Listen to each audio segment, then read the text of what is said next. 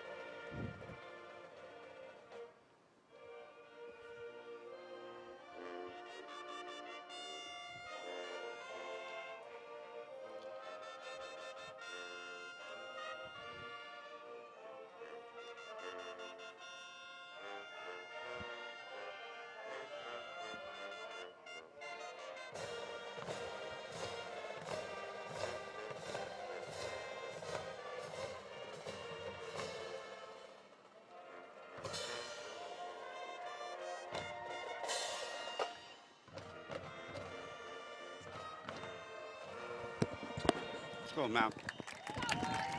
Well, that's always super special right there, Ron, to hear the national anthem by the great Central Spartan Band. Ron, let's talk a little bit about the Central Spartans versus this going to be a tough Christian team out of San Diego. First of all, Ron, let's start off with Christian football, their history, what they've done in Imperial Valley and San Diego section, some of the things that they have. They had a new change at coaching staff, you know, starting with 2020 Coach Mitchell.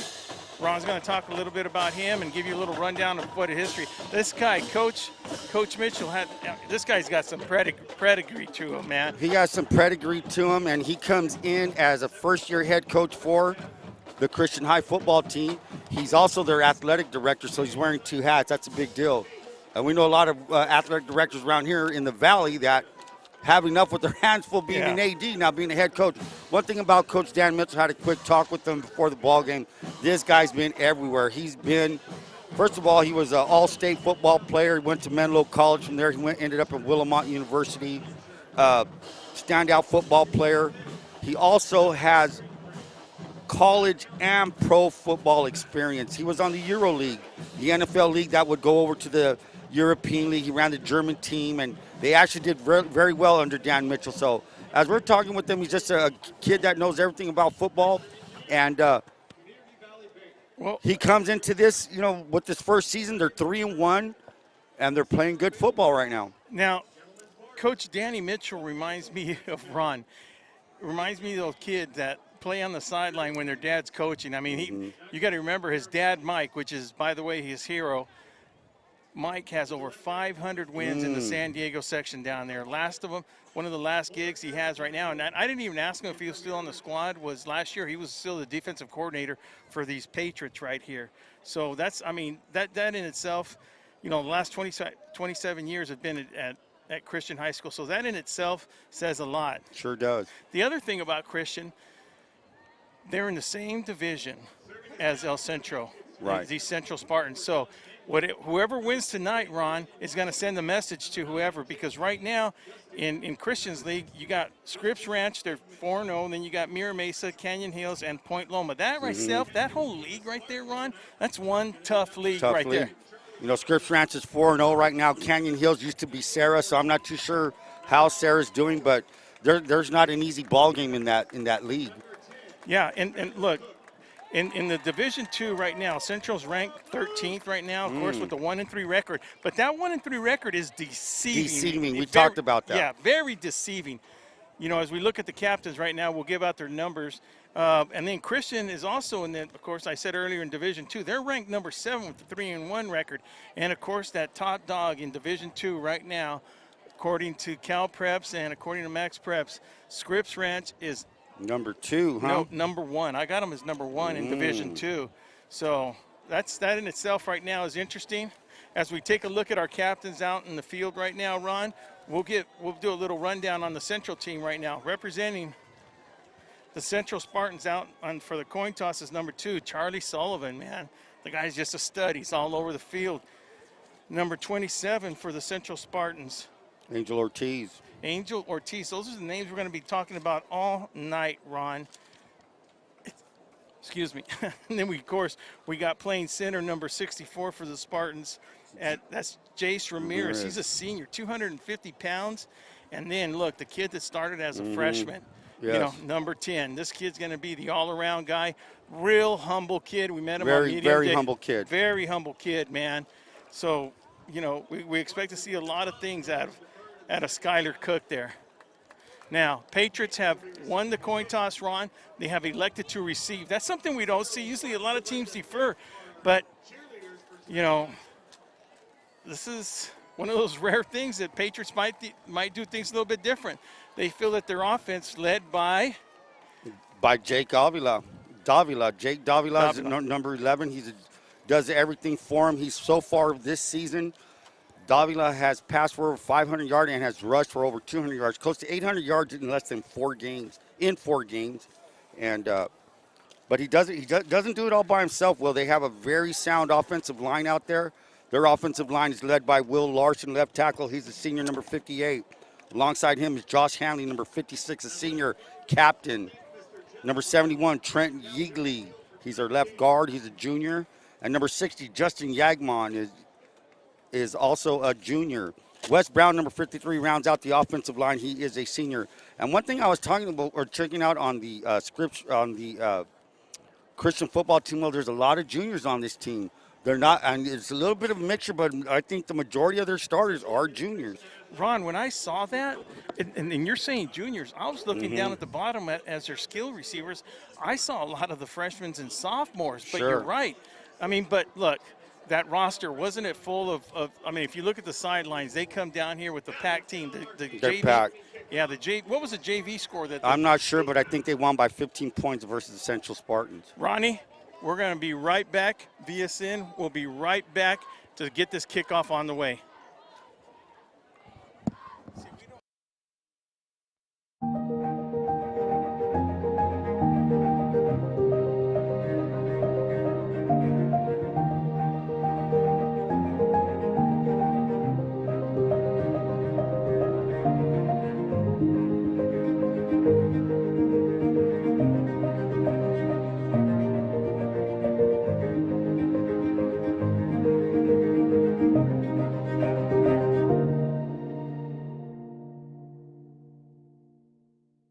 Reduce.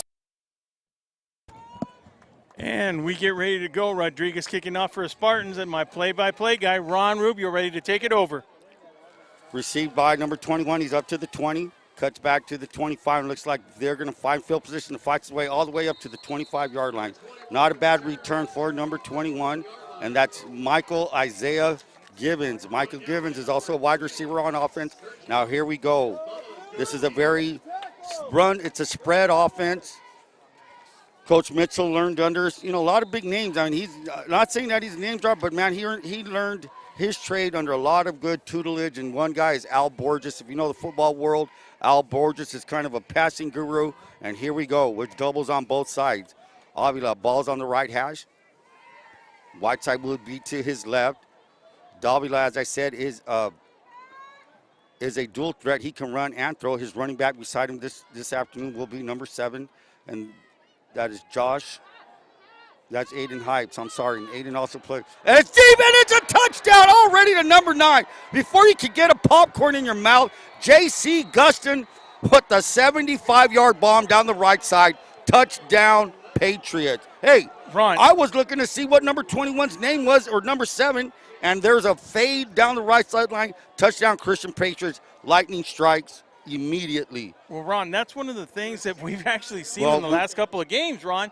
I mean, these people want to test out these defensive backs. Now, number 8 covering was foot to foot with them, but if you're going to throw a perfect pass, the odds are, is it going to be the first pass of the game? No, but it looks like this one was, Ron. I mean, to actually – I didn't see who was on coverage, but if you said that was number 8, I believe that's going to be our boy Elijah Perez. Elijah Perez is a do-it-all kind of kid out there. And, well, we've seen this in the modern day game that we covered with Brawley. There was lightning strikes first play, and that's what these San Diego teams come. They come to throw that ball around, man.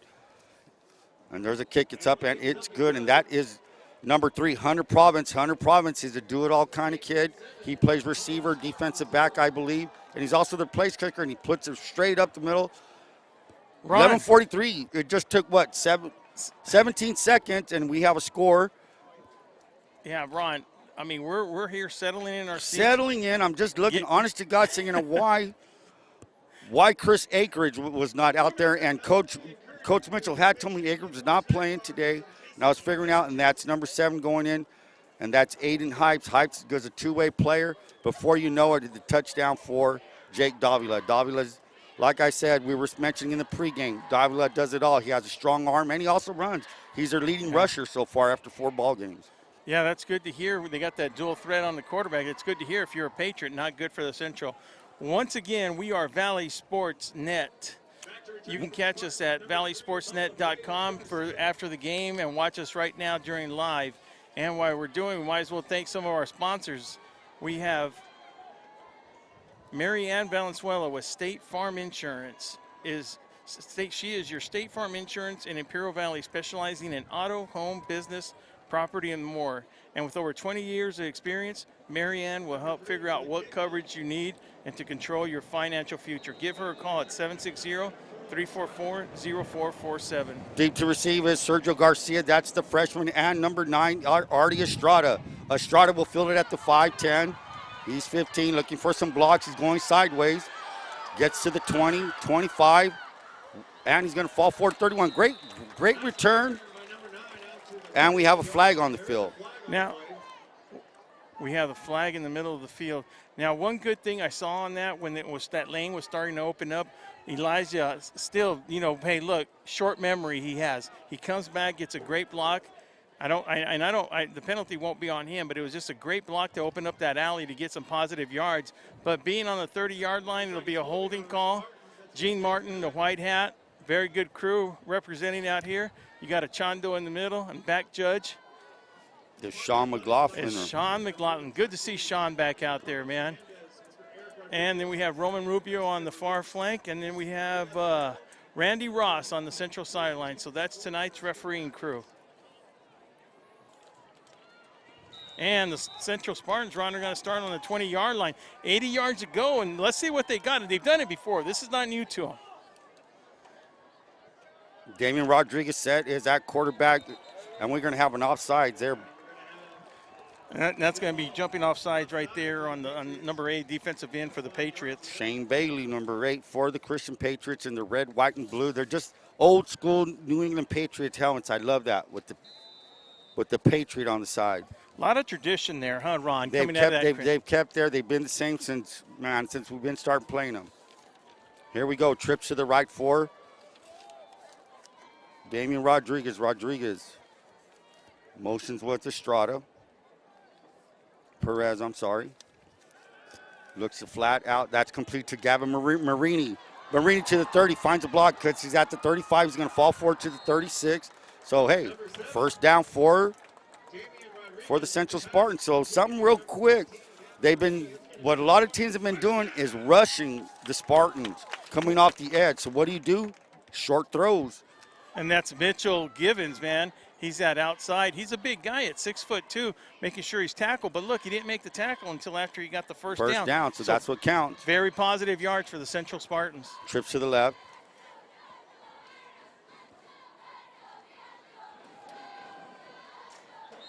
They're trying the right side of the offensive line, and that is Charlie Sullivan. Sullivan for a gain of maybe 2 yards on the play. Aiden Hypes, number 8, in on the tackle. And that's what you're supposed to do, Ron. He's playing that outside linebacker position.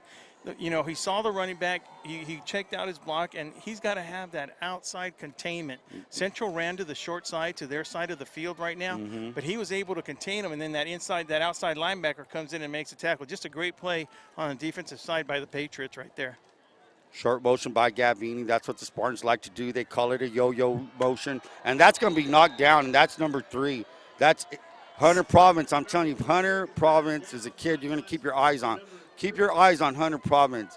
They're big on the edges. They have Province there, and they also have, like you said, number 8, Shane Bailey. Well, 2 big bookends. Yeah, at 6'4", man, and 190 pounds. 6'4", 190. Dude, these guys reminiscent of what we saw at Mater Dei. Here we go. It's now 3rd down and 8. Split 4 defense. They got 4 down linemen. They're coming with it. Rodriguez looking. He's trying to hit the slant, and it's going to be picked off by number 20. Yeah, number 20 picked that off, and there's no doubt about it, by Brian Hughes, man. Brian Hughes played it well. Freshman, you talked about that earlier, Ron. This is a young squad. The freshman comes up with the interception, and they're already in Central territory. At the 48-yard line, ball will be placed in the middle of the field for Davila. Davila has, like we said, 1 play only so far. Opening kickoff was a 75-yard fade right down the right sideline. Second series brought to you by Johnny's Burritos, an Imperial Valley tradition since 1963. Eat what you love. Johnny's Burritos, located in Brawley, Imperial, and El Centro. Motion by number 33. The give is to Hypes. Hypes tries the middle of the field. He doesn't have any and brought down by a couple of Spartans. That's number 22 and number 2, Sullivan. And who's 22 from Central there, Will? Nicholas Jimenez looks like. Ron, we have to see that out of the Central Spartans, as the Central Spartans want to, they just got to, I'm not going to say, what I want to do is, hey, listen, look, they beat us on that long play. I thought it was good coverage over here. Elijah had good coverage on that. That's going to happen. It happened early in the game. Hey, guys, come on, let's get back to our game plan. Different formation. Looks like double tight on both ends. They got 2 tight ends, 1 split out here. That's number 5.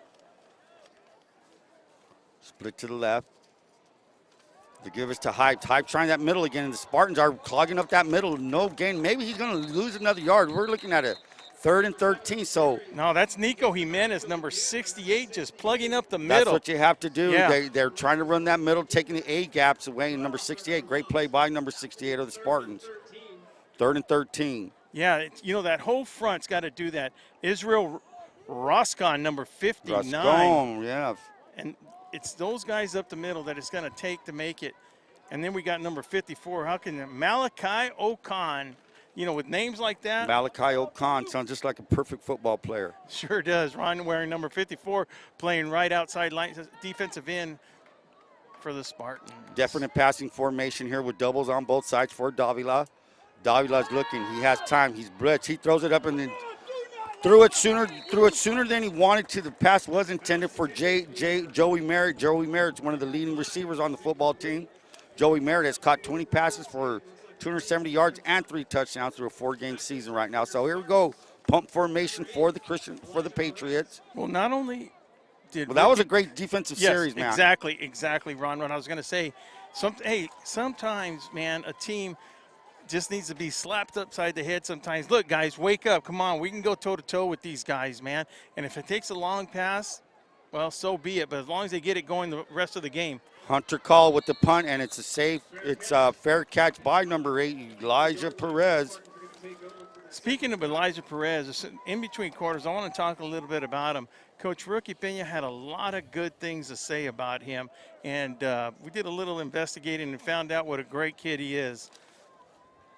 He's the kind of kid coaches say, if you had 11 of those Elijah Perez's, you'd be winning every ball game. Yeah, Nava Commercial Capital and Real Estate. Whether you're buying your first home or your dream home, Nava Capital and Real Estate have your mortgage solutions. Contact George or Roseanne at 760-623-1050. First and 10 for the Spartans. A little fumble snap on by Rodriguez. Could not field the snap. I couldn't see whether it was a bad snap or not, but it hit his hands. But Damian Rodriguez able to fall on it. Loss of maybe 6 yards on it, making it 2nd down and 16. These are the kind of plays Central needs to avoid if they're going to stick into this ball game. Well, fifth game of the season, fifth week of the season, Ron. Yeah, you can't be making these type of mistakes, especially against quality teams like this, Ron. One thing, Skylar Cook was in there right now. So here we go. We have doubles on both sides. I believe Cook's the slot. He's running a mesh route over here. Swing pass out to Sullivan, just outside his fingertips, and he had a lot of open field. So they swang him out of the backfield. Was Perfect. it tip? Everybody was gone. No, I didn't see the tip. Okay. I was looking at all the green grass that was ahead Yeah. of Sullivan. He could have been gone, or good carry on. He would have got a lot of yards on there. So now Spartans find themselves in a 3rd and 16. Scoreboard does not show down and distance, but it is a 3rd and 16 for the Spartans.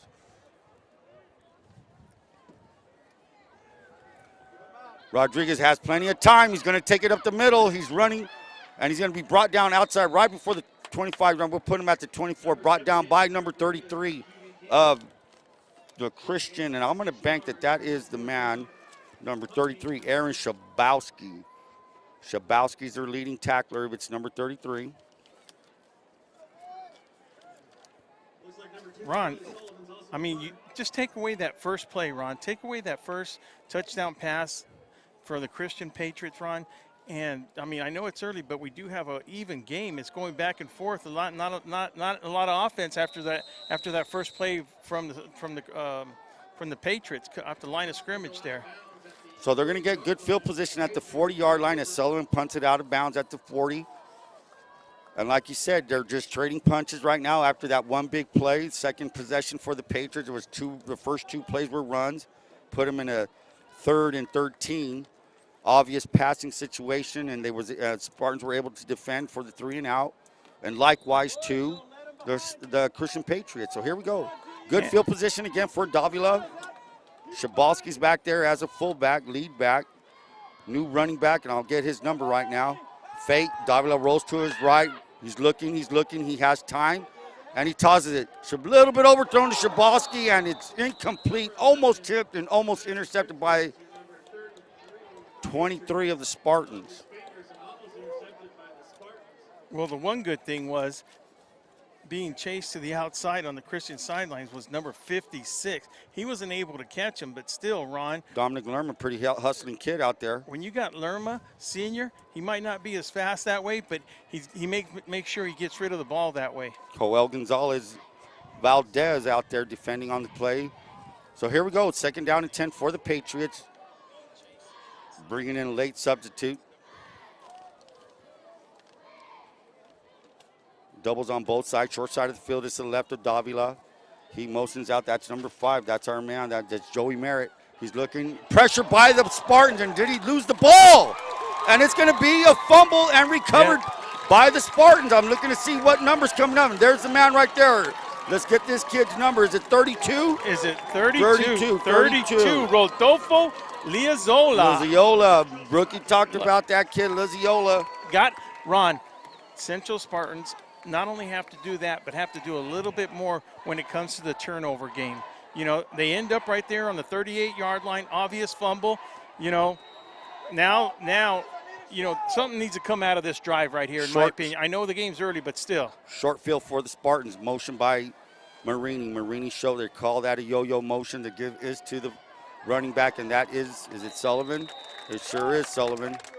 And Sullivan for a gain of maybe 4 yards, 2nd down and 6. I see no hesitation out of Sullivan, you know, because if we go back to the Palm Desert game, Ron, where he was hobbling on the sidelines a little bit, there's showing no hesitation at all from him. He took a face mask to the ankle. I was just talking to his parents about that. I asked about how he was doing. He was doing pretty fine. It was just like a Charlie horse, but face mask to the ankle. Here we go. And I did not see, was that offside? That's going to be against the Central Spartans right here. Sure was. God, just when you get a good 4, almost 5 yards on that first carry, it puts you right back to a 2nd and 11 right now. Okay, on 2 possessions, look at the last possession, the fumbled snap, which brought the ball back. So these are the kind of plays that Rookie Penny was telling us the other night that kept them from winning some ball games. You know, they were in a tough. Here we go, the heavy set by the Spartans. Sullivan's going to take that snap all the way by himself, and Sullivan's going to fight his way up for maybe a gain of 3 yards. It looks like they're going to give him 3 yards on that play. Yeah, see, big difference on that, Ron.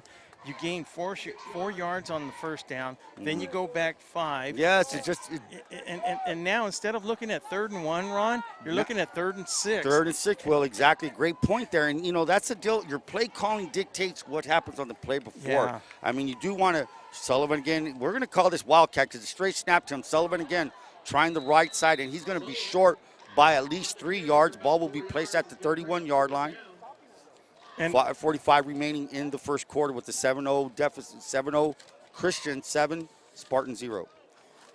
And Ron, I was going to ask you, I know we ran short on time to introduce people, but this game is going to be in the hands of Anthony Ramirez, number 79, Brendan Havens, Jace Ramirez, Osuna, and Huerta, number 76. It's going to be up to that line to make the difference, Ron. Sullivan again just bullying his way forward, and I'm pretty sure are they going to give him the first down? I'm not sure. He got it by about a yard and a half. Looking at the flank over there, and that's a first down for Sullivan and the Spartans. Now, we saw this in Palm Desert. Now, I don't know if they've been doing that ever since after the Palm Desert game, but that's a formation. They know they're going to run it, and I'm pretty sure Sullivan can throw it too. So.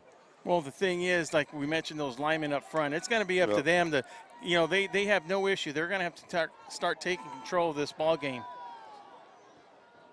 Rodriguez with Liziola, bad snap again. I don't know if that was an intended handoff. Another bad snap. Throws off the timing on the handoff. Maybe it was going to be a handoff. Instead, they lose a yard. Ron, when you say that, now that ball was snapped to the right side of him, do you think he was intending to hand it off, or was it like a lead option type of deal? That's the deal. Every snap should just come right at the chest of the quarterback. Therefore, if he's going to go right or left, but when you snap the ball to one side, what if the play's intended to go the opposite way? So it just throws off the timing. So Rodriguez back again. Let's see how the snap goes. 2nd down and 11. A high snap, quick out intended for Garcia. That is Sergio Garcia, incomplete pass. So now the Spartans find themselves with a 3rd and 11. Well, Ron, after they're shooting themselves in the foot right there, you come out and you get that turnover. At the 38 yard, you start at the 38 and you find yourself right now, you're at the 27. When you got people like Jonah Huerta leading that pass right there, blocking downfield, you got to make sure you connect with those pass plays to the flats. 3rd and 11. Rodriguez, semi-roll to his left. He's got a receiver wide open out there. Overthrows, and that pass intended for Skylar Cook. Incomplete, brings a 4th and 11. You're in no man's land. What do you do, Will? I'm looking at the clock with 4:09, Ron. I don't know. We've got to see Central a couple of times this week, and Rookie talked to us in detail over some of the expectations he has, and he's not exactly where he wants to be there, but, it's those little mistakes that are costing him, and games at the end of the game. He spoke in detail about last week's game. How need to avoid those type of mistakes to win ball games.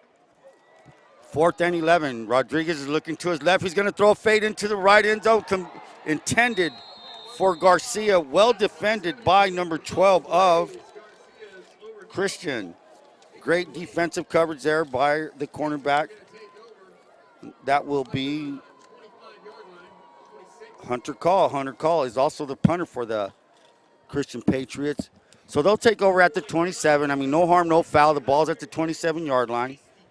And as they take the 4th possession, this is brought to you tonight's game by IV Welding and Mechanical, industrial welding contractor for all your heavy metal needs. IV Welding incorporates welding techniques to build high-quality systems that exceed client expectations. Give them a call at 760-482-9353. Ron with the play-by-play. Davila looking quick out to number 3. That's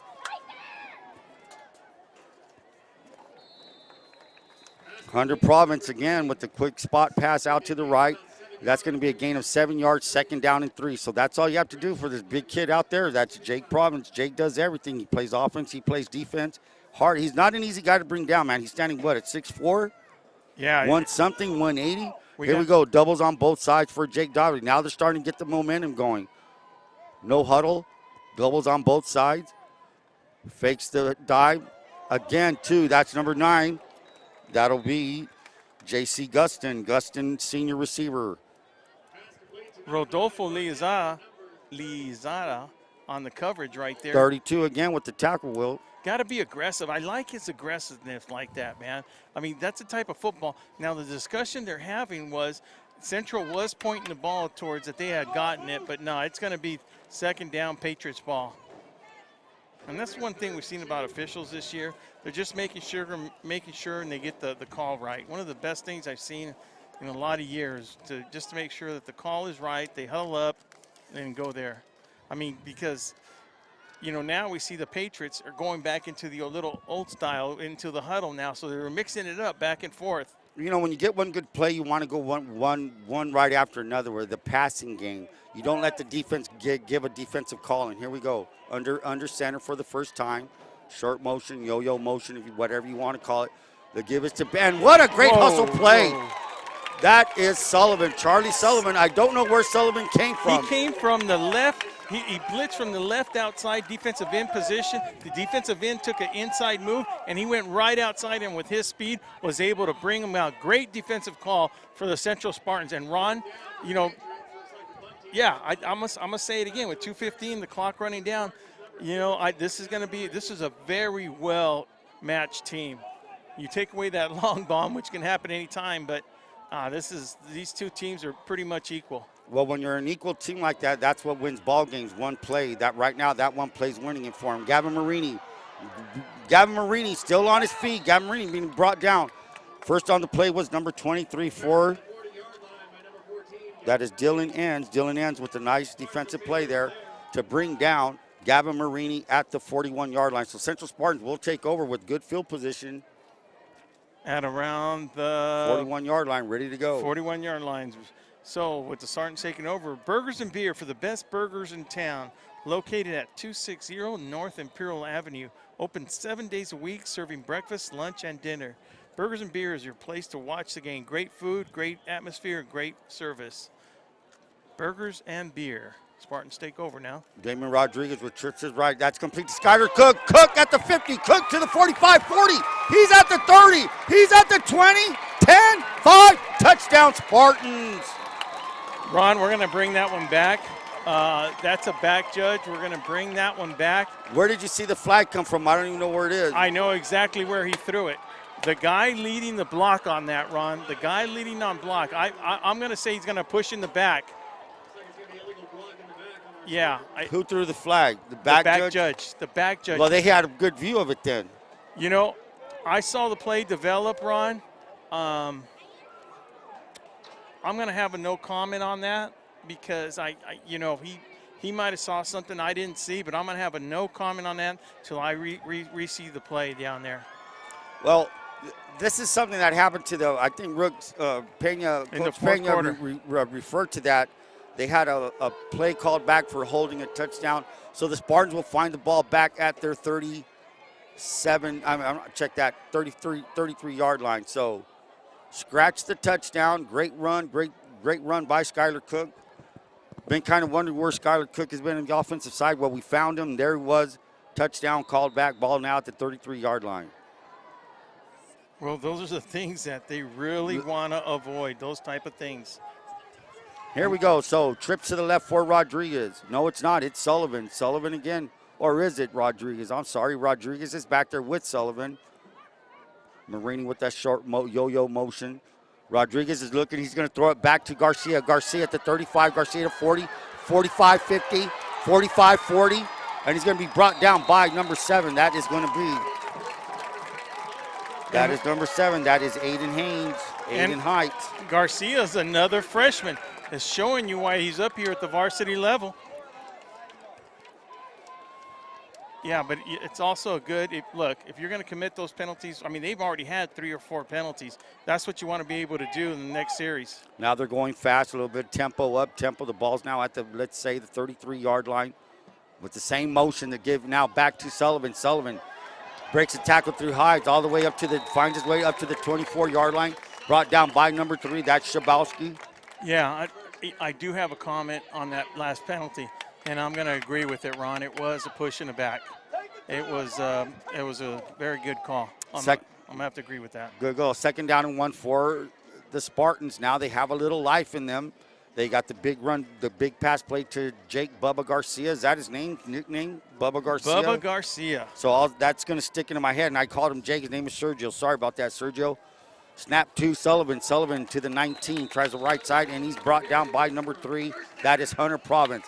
So now the Spartans are finding some kind of rhythm here, and that's what Rookie Pena likes. I mean, that's what this offense is. Once they have you on your heels, you don't know whether they're running or they're throwing. Because why? Because both are working at you. Both are working against you, and you're on your heels. Yeah. Now they're a little bit quicker. They're on their 1st and 10 for at the 20-yard line. Let's see if they cash in. Heavy set, and that's Sullivan. Sullivan's going to try the right side where all the block 20, 15, 10, knocked out at the 8. So right now, Christian does not have an answer for this heavy set. They did earlier, but now it's coming on them.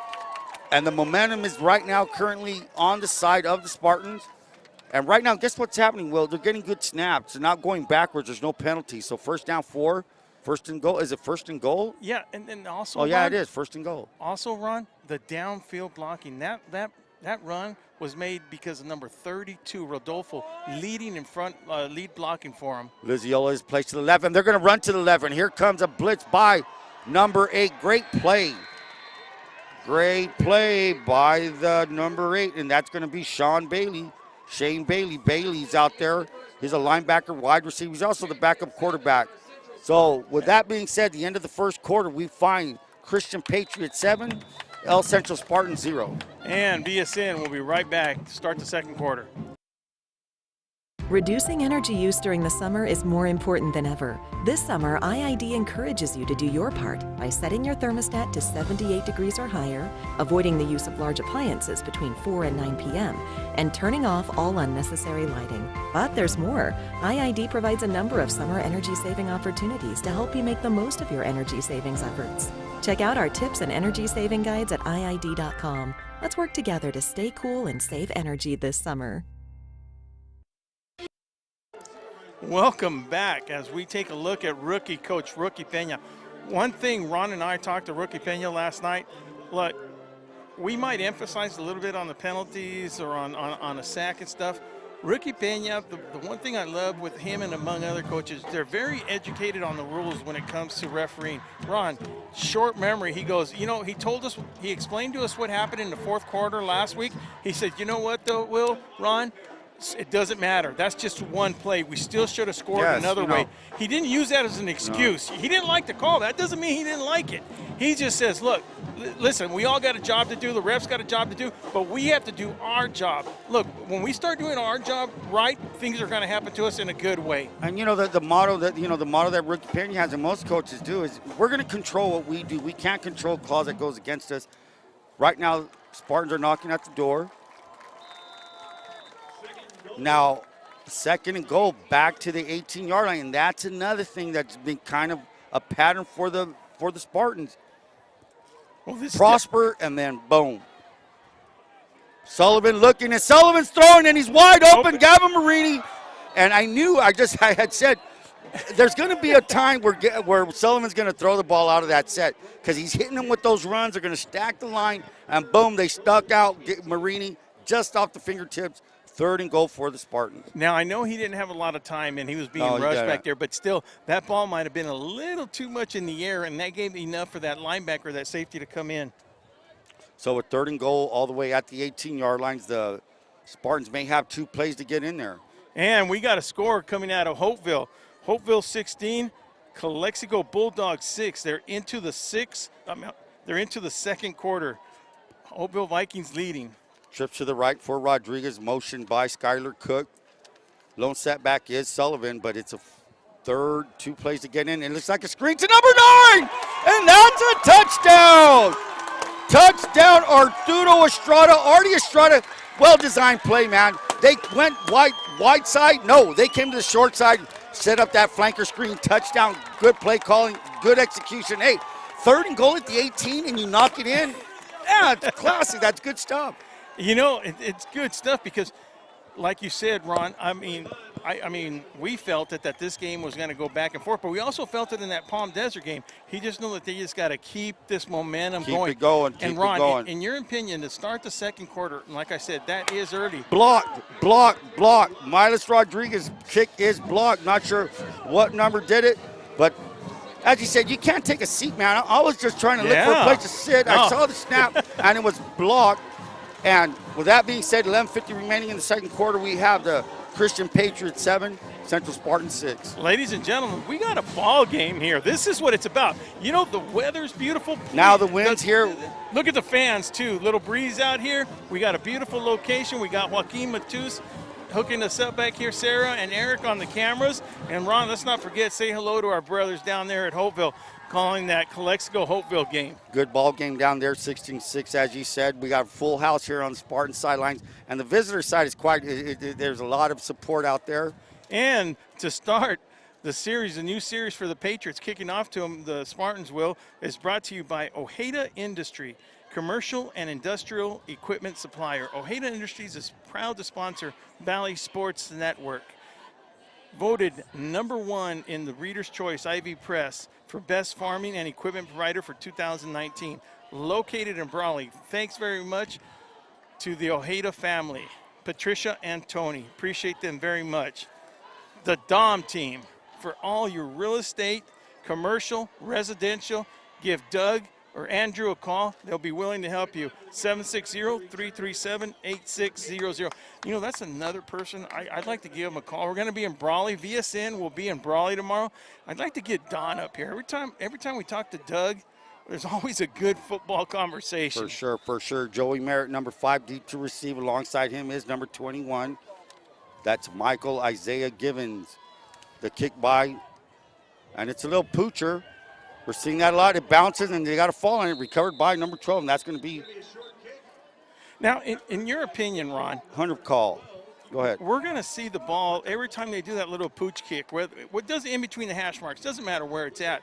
The ball is about on the 30-yard line all the time. Do you like it as a coach? Do you like it, or do you still like that deep kick? Honest to God, well, it all depends. If there's good deep returners, then try it. But I would bank on my return team to stop him inside the 30. So you 25. boot it. Kick it. You like the deep, huh? If my kickoff team is lame and not good, then I'll pooch it. Here we go. Davila, motion. And they give us a jet sweep. To the 30, to the 40. And that's J.C. Gustin. Gustin does everything. He's a receiver. He plays defense. He'll run the ball, jet sweep. So that's a quick play right there, quick hitter, and that's a first down. Now let's see, do the Patriots go from the line of scrimmage? They're looking at Coach Mitchell. They got the chains moved. They are looking at him. Davila is calling signals. He does have a single back there. Let's still go doubles or trips to one side. Let's say trips to the right. Clock is moving, 11:38 and ticking. Now check out this receiver here, motion, so they're going to go quads, and here comes number 21. That's Givens again. Givens cuts back to the 45, 50, found a hole, found enough room to get a first down, and they're going to move it. They're moving. Now do they go tempo? It looks like they are. They'll look at the sideline. The huddle is not there. Davila looks over along with his teammates.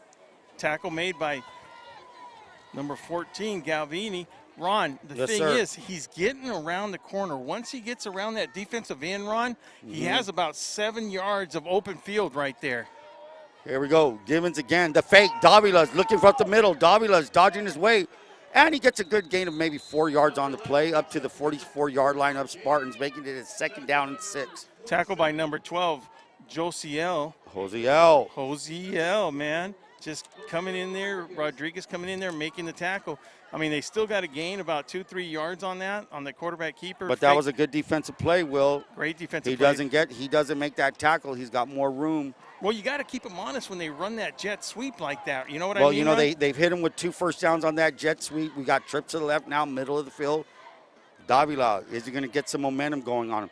He fakes. He throws a quick out to, that's Merritt. 40, 35, cuts back to the 30. He's going to find his way again up to maybe, let's say, the 26, 27-yard line. So now they're rolling. Now there's some momentum coming, and that's the tempo you're talking about. It's like fast break basketball. You get a rebound, outlet pass, let's go get a layup. When Gavin Marini is starting to make all the tackles, there's something going on wrong. Your DBs, if you're making your defensive backs are out there making tackles, something's going on. Here we go. We have doubles on one side, and we may get a timeout. We're going to get a timeout. And yes, there was a formation I think they never seen. I don't know. I looked out there. I hadn't seen it all night. So, Will, with 10:02 remaining, second quarter, we have Christian Patriots 7, Central Spartans 6. Yeah, and with this very fast-paced game, we're trying to catch up with each other. Don't forget to visit Big Chris at Top Notch Barber Shop. Come and check them out. They're open 7 days a week at 317 Wake Avenue in El Centro, Monday through Saturday, and on Sundays from 8 a.m. to 5 p.m., where your regular haircuts are always $20, and specials for military and senior discounts are $15 every day. Say hi to Big Chris from the VSN crew. Brownie's Diner. Stop in there. Say hi to Gabriel and Juanita.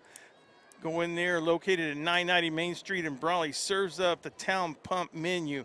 Give them a call to take out 760-344-2938. And I might say Gabriel and Juanita and Holly, but let me tell you, one of the hardest workers down there at Brownie's is Matthew. You don't even got to tell me that.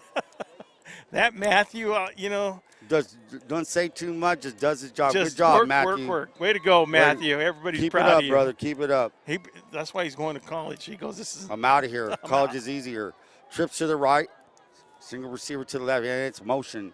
Is it the jet sweep? Yes, it is. No, it's a fake. Davila again to the 20. Davila is finding his way to the 15. So now you're biting on that jet sweep, and they're finding an inside block for the quarterback. Take it up the middle. And it's going to be moving the chains. Well, moving the chains all the way up to the 16-yard line. 1st and 10 for the Patriots. So it's that jet sweep motion that's kind of getting to him, and it gets to you because it's coming around the edge. And you got to keep him honest, but by controlling the middle, make sure that he don't do that quarterback keeper. And while we have that break right now, Ron, we do have another score update out of Hopeville. We have Calexico 12, Hopeville Vikings 16. Very good ball game down there with Vic Carrillo and John Moreno.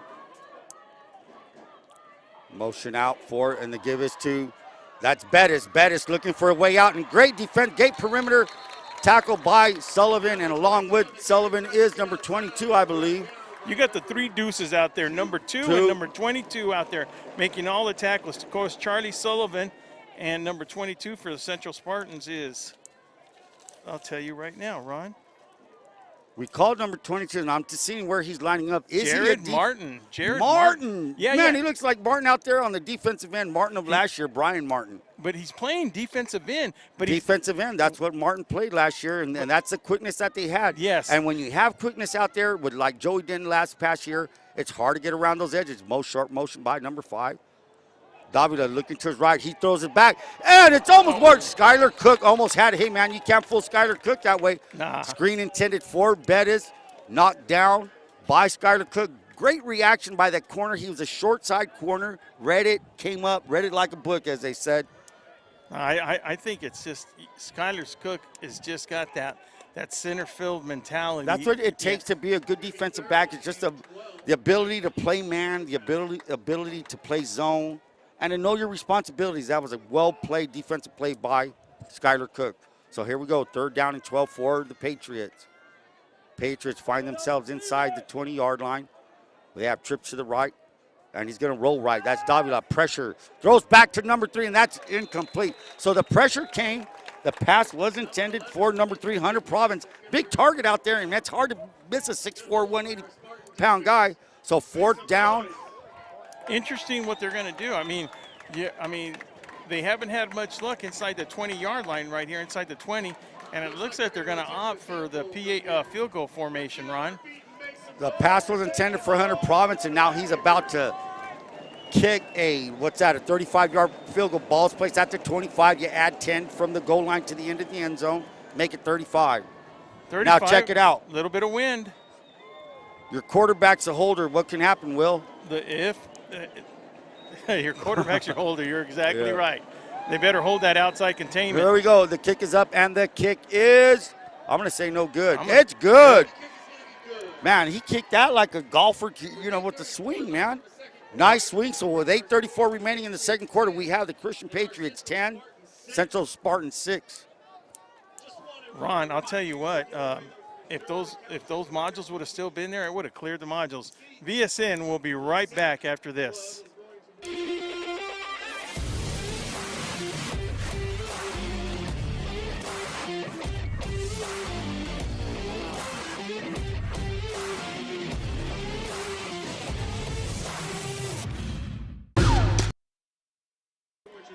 Welcome back as Ron, Rubio, Will Torrez, Joaquin Matus are up here in the press box on a beautiful evening. About Beautiful time night. we had a beautiful breeze. evening. May I remind you, tomorrow night, special edition. We VSN, Ron Rubio, Will Torres, Joaquin will be in the north end at Warren Field, where John Self will be taking on the visiting Gila Ridge Hawks. Now, according to Gross and Johnson, Cole Johnson, that they're thinking that Gila Ridge team is a team to beat, except for Yuma Catholic, of course. So that should be a good ball game next week. So we'll definitely find out tomorrow. Elijah Perez back to receive along with Sergio Garcia. Or is that already Estrada, number 9? That's Estrada. Garcia now fielding the ball. He finds his way to the 15. And again, so they're going to start at the 15-yard line. Not ideal field position, but that's like you asked the question, how would you pooch it? Would you pooch or kick it? Kick it deep. You never know what that kick receiver is going to do. So here we go. Spartans will start at the 15, first down. And that was actually a good question, Ron, because you actually answered it correct. I mean, you're thinking is to kick it deep down there. And take your chances. Take your chances with your kickoff team. Otherwise, you get the ball at the 30-yard line, you have 70 yards to go. Here we go. First down for the Spartans. Damian Rodriguez back there. Motion by Skylar Cook. Now Skylar Cook's going both ways. He hadn't been at Palm Desert. And the give is to Sullivan. Sullivan tries the right side up the middle. Finds his way up to maybe the 17-yard line. Joshua. Gain of 2 yards, Will. Tackled by number 7, Joshua Herbert. He's also a quarterback playing that outside linebacker position. And lucky he hung on to him because he might have had a couple more yards on that. Now, look, gained, I mean, you got 2nd and 8 right now, Ron. I mean, Central Spartans need about 8 yards on this to get out of this hole that they're in right here. Do you throw if you're the Spartans in this area? I don't know because, that's Sullivan. He can do all kinds of things from back there. Our question is answered. Rodriguez looking, he cocks it, he throws it, it's picked up by Shabalski. Shabalski to the 15, he's to the 10, he's to the 5, it's a touchdown, pick 6. And that is the man right there on defense. He is their leader, he's their captain, Aaron Shabalski. Shabalski with the touchdown, pick 6. Well, I'm a little bit stunned because, he didn't lead He didn't lead him with the pass right there, and there was a lot of white jerseys behind him. Now, was he pressured a little bit? Well, you're in that position, those are the kind of throws that got to be made, especially when you're deep into your own, with you're deep in your own backfield back there. But let me tell you something, Rodriguez is a junior. Rookie Pena does, I'm not saying he doesn't care who's back there. He's going to call the plays the way he sees fit, that he thinks it's going to work. I asked the question, do you throw here? Yes, you do. Hey, why? Because everybody in America thinks you're going to run. Mm-hmm. And, so here we go. It's early. It's 7:36 in the second quarter. The Christian Patriots score on a pick 6 by Shabalski. Makes it Christian Patriots 17 and the Central Spartans 6, Will. So, Ron, okay, so let's analyze what we've seen so far. With 7:36 into the second quarter right now. Let's take away that Oski pick right now, that Oski pick 6, and let's take that first play away. The bomb. Right. And then, of course, that field goal was legit. They earned every bit of that yard, and that field goal was good. So, technically, if you take away those 2 plays, you're looking at a different ball game. You're looking at a 6-3 ball game, And this was a mistake by the Central Spartans. The other one was just a great play by Christian, so I wouldn't take that one away. So at the most, 9-6 ball game, Christian leading, because that one right there, it really doesn't demonstrate how good these Central Spartans are going toe-to-toe with these Christian Patriots. 2 plays have made the difference right there, Ron. But that's the deal. When you're an even match team or the matchup is even, it's those who make the plays are going to make the plays and make the scores. That's what happens. You don't break down on coverage. It wasn't a breakdown on coverage. It just was, the 75-yard touchdown pass, the pick six. Maybe the receiver ran a wrong route. We don't know. Maybe he was supposed to be somewhere else. So you're making plays that are available to you. That's why you find yourself ahead 17-6. Good kick, and that's going to be into the end zone. So that's what if I had a kid, I would just tell him, kick it in the end zone, man. Yeah, Go 20, 80 yards now. The ball's at the 20. So with 7:31 remaining in the second quarter, we find the Christian Patriots 17, Centro Spartans 6. And we'd like to thank Letterman's and Bros. Look, as soon as you get your letter from any fall sport, whether it's football, volleyball, cross country, make sure you give Dan a call at 760-693-5034 for the best patches around on your Letterman's jacket. That's Letterman's and Bros. Rodriguez, again, he's looking. He has plenty of time. He throws. It's complete, almost complete to Garcia, and I'm not sure that was a drop. No, what happened, to me it looked like Skylar Cook might have tipped that one. Whoa. Where he jumped up for it. So 2nd down and 10, and, Rodriguez had time, and give the kid credit, comes back, and he slings a pretty good throw. It looks like it was very catchable to me. 2nd down and 10 at the 20, ball's in the middle of the field. We have 7:26 remaining. And you know how it is, Ron. If it gets tipped, that projection, the ball's coming right there, and then it gets tipped, and it throws off that little bit of timing. I thought it got tipped by Skylar Cook prior to him hitting it. Motion by Gavini. Gavini's going to go long motion to give us to Sullivan. Sullivan up the middle, and he gets a couple of yards, maybe a gain of 3. We're going to call that his 3rd down and 7. I'm still going to call it, Ron. This game is going to come down to that front 5 right there. Huerta, Osuna, Ramirez, Havens, and on the other side, number 79, Anthony Ramirez. Those guys, especially Havens, he was there last year. He was that Mack truck pulling guard right there. They got to, come on, guys, jump on my back. Let's go, man. Let's go. Let me tell you, whoever's blocking number 74, Ryder Jennings, he's only a sophomore, but that kid, Ryder Jennings, is 6'6", and believe me, maybe 280 pounds. Here we go. Rodriguez rolling to his left. He's looking. Cocks it back. Runs back to the 25. He's going to be brought down by, looks like number 77 was out there. Great hustle by Troy McFarland. And I'm sure a DB was out there, but great hustle by a defensive tackle to find his way out there. Yeah, Ryder Jennings is a sophomore. He's 6'6", number 74. Pretty hard kid to block, I would say. Just take a look at him. He's number 74. He's on the left side of the defensive line for the Patriots, right side of the offensive line of the Spartans. So pump formation for Sullivan. Deep to receive is going to be number 5. I believe that is going to be, that's our boy, Joey Merritt.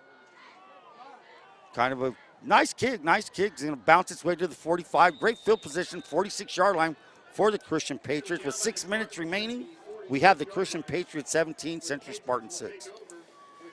And to start the series for the Patriots, we're going to start off with Havens Landscaping, located at 603 East Main Street in El Centro, specializing in gravel, rock, and stone. For all your landscaping materials and needs, it's Havens Landscaping. Give them a call at 760-352-6735. Nate Bettis back there with Davila. They have trip to the left. The wide side is to Davila's left side. Fakes the dive and the throw, perfect throw, pitch and catch to number 3. Complete pass. And that's what they like to do. You got these tall, lanky receivers. They run up. Hunter Province, I'm telling you, that kid does everything. Nice catch, pitch and catch. The ball's all the way up to the 46-yard line. Make that the 44-yard line. So we now have a 1st and 10 for the Patriots. Well, Alberto Reyes, the thing is that there's a big gap. There's a big gap coming up between the safeties and the linemen right there, Ron. Davila looking at and it's dropped by number 3. Rarely seen Hunter Province drop a pass like that. But it was dropped, breaking it to 2nd 10. Big play for the Spartans. It was fortunate that it was a drop. That was easily going to be a 1st down. So now we have a 2nd down and 10 for the Patriots. They find the ball at the 44-yard line. 5:32 remaining in the second quarter. Clock has stopped on the incomplete pass.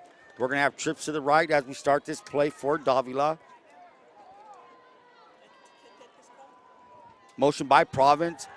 He's looking, and it's going to be batted down by Martin. Martin is starting to feel a little groove going on by Martin. I like what I'm seeing out of Martin. Looks a little bit, is he the brother of Brian Martin? I do not know. But Jared Martin, as a freshman, 6'2", 190. Good play there. Got his arms up. Incomplete pass. So 3rd down and 10 for the Christian Patriots. Trips to the right for Davila. And we're going to get offsides by number 56 of the Spartans. Hard count got him. They got both kids jumping off sides. They must have caught Lerma and Martin. Getting a little bit antsy up there, getting a little bit anxious. So first 5, they get free 5 yards, making it a 2nd down and 3rd down and 5 at the 39-yard line. Hey, Ron, I know this game is really fast-paced, but up here came to join us. We asked her to come up here. I don't know if you guys all remember her, Sandy Nugent. Hi, Sandy. How you doing? I'm doing great. How are you guys doing this evening? Thank you. We're doing pretty good. We're actually watching one heck of a good ball game right now.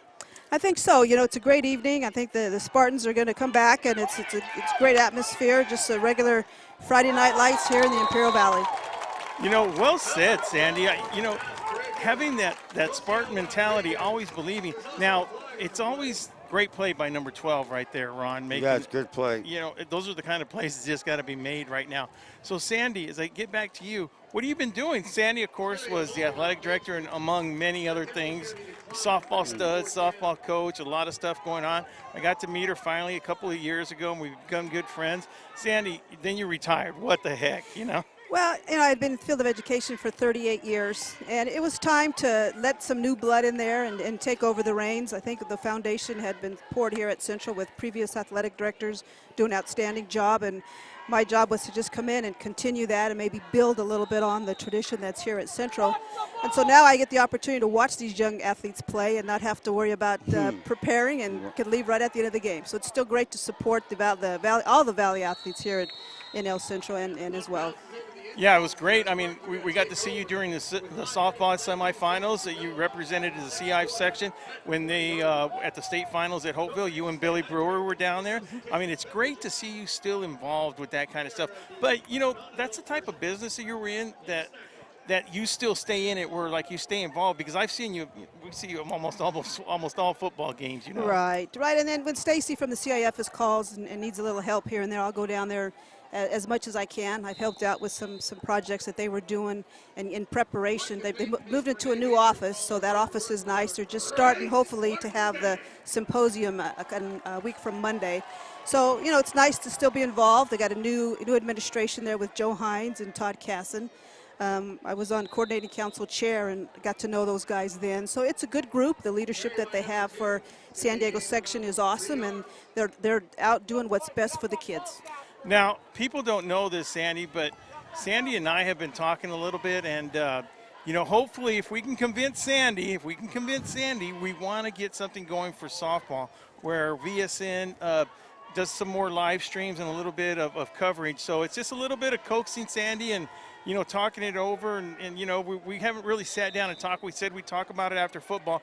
But let me tell you one thing, Sandy, you're my choice. I mean, when it comes down to that. And I think I know the boss. That. I know the boss. So, yeah. I mean, if it can all work out, make everything work. You bet. Anytime I can help out female athletes here in the Valley, I'm all for that. All athletes in general, but to help you out with anything to get the sport out there to the community, you got it. Well, you can count on me to help you. Yeah, and that's another thing. I know we cover football, but people, I don't think, want to hear a football guy talk about softball. They want to hear it from somebody that's been there, done it, and still has been following it.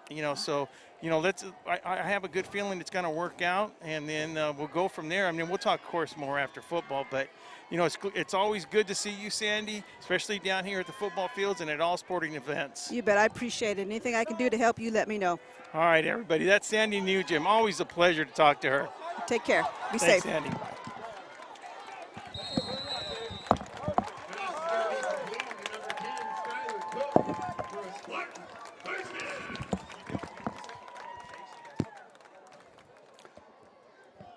So great job by Sandy and Will there. Good to see her and good to see things are going. As now the Spartans now find themselves with the first down at the 40-yard line. A few run plays by Sullivan, set it up, and a good play by Skylar Cook. Spartans find themselves 1st and 10 at the 40-yard line. 3:42 remaining in the second quarter. Short motion by Skylar Cook. He's going to go back. Yo-yo motion, as we call it. Rodriguez, plenty of time. Rodriguez throws it out to Garcia. Complete at the 45. Dodges another 2 defenders, and he's going to find his way all the way and knocked out by Shaboski at maybe the 42-yard line for Christian. So now the Spartans are finding a little traction, and it's going to be a 1st and 10 for the Spartans. Yeah, Ron, Thank you. I'm not keeping stats, Ron, but I'm going to bet the Spartans right now have more yards than the Christian Patriots. 1st and 10 for the Spartans. The ball is at this Patriot 42-yard line with 3:32 remaining in the second quarter. Ball is on the right hash. Rodriguez kind of finding a groove now.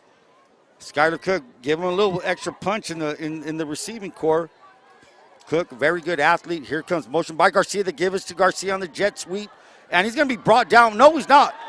Missed tackle by Hunter Proms, but number 33, Aaron Shabalski. Not very many people get by number 33. Brought down, loses 2 yards on the play. But a great play. Even though Province missed the tackle, he cut out the contain. 2nd down and 12 for the Spartans now, trying to gain some ground, trying to get something positive before the first half ends with 3:03 remaining. Ron, with the Central Spartans threatening right here, there is no slowdown by Coach Rookie Pena. I love that. That's the part I love, man. He goes, it's that short memory. Let's keep going with our game plan with 2:48 to go in a half. Motion by Cook. Cook's looking. Rodriguez is looking. He shoulder fakes. He pumps him. Oh, great try by Artie Estrada. Arturo Estrada. We'll go with Artie. Artie Estrada. Good effort there. Incomplete pass. And let me tell you something. Damon Rodriguez, hey, man, you can't, when you're a quarterback and you throw a pick, anything like that, playing quarterback at any level has got to be one of the hardest things to do in any sport. I'll argue with anybody about that. So kudos to Mr. Rodriguez hanging in there. Spartans only down 17-6, 2:38 remaining in the second quarter. Trips to the right. And it looks like we're going to have a timeout by the Spartans. With 2:38 remaining, we have the Patriots from Christian High 17, Central Spartan 6. And IID would like to say, Dippy Duck, your official safety mascot, has been teaching children water safety for more than 50 years, recognizing the need to further education our youth in Imperial Valley. Please remember, stay safe around canals. Graphic Industries, stop by and say hello to Frank, located down there in Brawley, taking care of all the north end. They offer a wide variety of services, including screen printing, vinyl graphics, embroidery, and logo designs, with also some promotional products. They believe that when it comes to designing, it shouldn't be picking from a past template, but creating something that is one and only. So give Frank a call at 760-351-9312. Hart Insurance, serving our local community for over 70 years. And I can testify to that, not the 70 years, but I know 30 plus. Make sure you give Liz and everybody working down at the Brawley office and El Centro office a call at 760-344-1400. That's Hart Insurance. And don't forget to share and like valleysportsnet.com. Check out our website for all the updated scores. 3rd and 12 for the Spartans. We got motion by Skylar Cook. He's going back. It's definite pass formation. Here he goes. He's throwing. He's got a man open. And it's going to be caught by Garcia. Yeah. My God, that ball, the way he was rolling and the way Garcia was running that route, I did not see whether he could adjust to it, put the ball where only Garcia could catch it first. And the Patriots are shocked that it was complete. So first, the clock is going. The clock is ticking. 2:24 to go. The chain is set. Is it a 1st and goal? Yes, it is goal. 1st and goal right at the 10. So there's no way to get a first down. The ball is on the right hash. Whiteside will be to the left. What will the Spartans do with 2:11 and counting? I'm very curious myself here, Ron. Well, they're going to do one thing right now. Charlie Sullivan in Wildcat formation. It's worked. Why not? Sullivan will go right, Sullivan left, and looks like he got them to jump off sides. So now you get punched in the stomach, you get a big play on you, and you get your D-line to jump off sides. So now this is where the big men for Christian have got to step up. Brady Durkop, I hope I said your last name right. Brady Ryder Jennings and Troy McFarland, big boys up the middle. What can they do to stop this definite goal line? Check out number 74 in the middle. He's going to be right over the guard. Now they're twisting over in goal line formation. 20 is trying to, and here goes Sullivan to the left. He's being chased by McFarland. He's not going to catch him. He's going to come back. Touchdown, Charlie Sullivan and the Spartans. 1:51 remaining. Touchdown, Spartans. Yeah, that was just good. Good head on his shoulders right there. Was able to cut back in as soon as he saw a little bit of opening. Got that opening, boom, took went it, man. right up there. Good they ran it to the wide side of the field. They had good blocking and a great hustle. Great hustle by Troy McFarland. That's not the first time I've seen this kid pursue. And when you see a D lineman come over and pursue like that, great job by the D-line coach. Great job by the Central Spartans. They find themselves 17-12 with 1:51 remaining. And we talked about it earlier, that that line, Huerta. So that's a touchdown for the Spartans. So with 1:51 remaining in the second quarter, we have the Central Spartans 14, the Christian Patriots 17. So we're in for it. Spartans came back. They hung in there. And now they find themselves only down by 3 points. Well, one of the things we do have is we have ourselves a ball game, Ron, with 1:51 to go. I'd like to mention to everybody during our halftime, our guest is going to be Craig Lyon. In the booth. We brought you guys pizza and drinks from the booth. VSN crew. I'm sorry, I don't know. Thank you very much. That's never happened before. This is just so much hospitality that, it was a shock. And let me tell you, we're treated like we live here, and I love that. They're bringing us pizza, and we go, hey, whose way are we in, or whose pizza? No, I thought I was in trouble. I thought I parked wrong. Thank you. We'd like to thank much. everybody from the Central Spartans. We'd like to thank you guys for doing that. Really appreciate them. Deep to receive for the Patriots will be number 9. That's J.C. Gustin. Alongside him is number 21. That's Isaiah Givens. Set to kick is Miles Rodriguez. Let's see what kind of kick Miles does this time. Will it be a pooch? Will it be deep? It's a poocher, and it's going to be fielded at the 30. And they down it. They down it safely. Okay, Ron, 1:51 to go. Central kicked the ball exactly where they wanted. Ball being placed on the 30-yard line. Patriots coach, we know he's aggressive, Ron. We know the mentality he has. He has that new mentality to swing it and just unload it. With 1:51 to go, he in his mind, I'm sure he's thinking he can score. Well, 1:51 remaining and 3 timeouts. You have decent field position thanks to Brown for fielding it at the 30-yard line. Trips to the left. It's anybody's game. Let's see who guesses right. Will it be the offense by the Patriots, or will it be the defense of the Spartans? Trips to the left.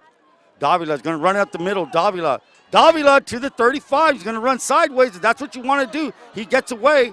They tried to strip it from him, and I believe that was Charlie Sullivan trying to get a strip. Would have been a big play. However, Davila finds his way to fight forward for at least a gain of.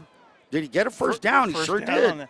So he spun out of a 7-yard gain and gets 10 yards. Ball's now at the 40-yard line. As we said, all their timeouts are left. Well, that's one of the things you lose when you're trying to strip it. You lose the chance of him getting more yards on Davila again. He's looking. He finds, and he's open. That's going to be number 9, and that is J.C. Gustin, complete to Gustin. So another first down inside Central territory. You ask what they're going to do? Yeah, they're gunning it. 1:21 remaining. They got the ball with 1:51 remaining. 30 seconds later, they find themselves inside Spartan territory. Let's say the 43-yard line. Ladies and gentlemen, we thank you for watching VSN.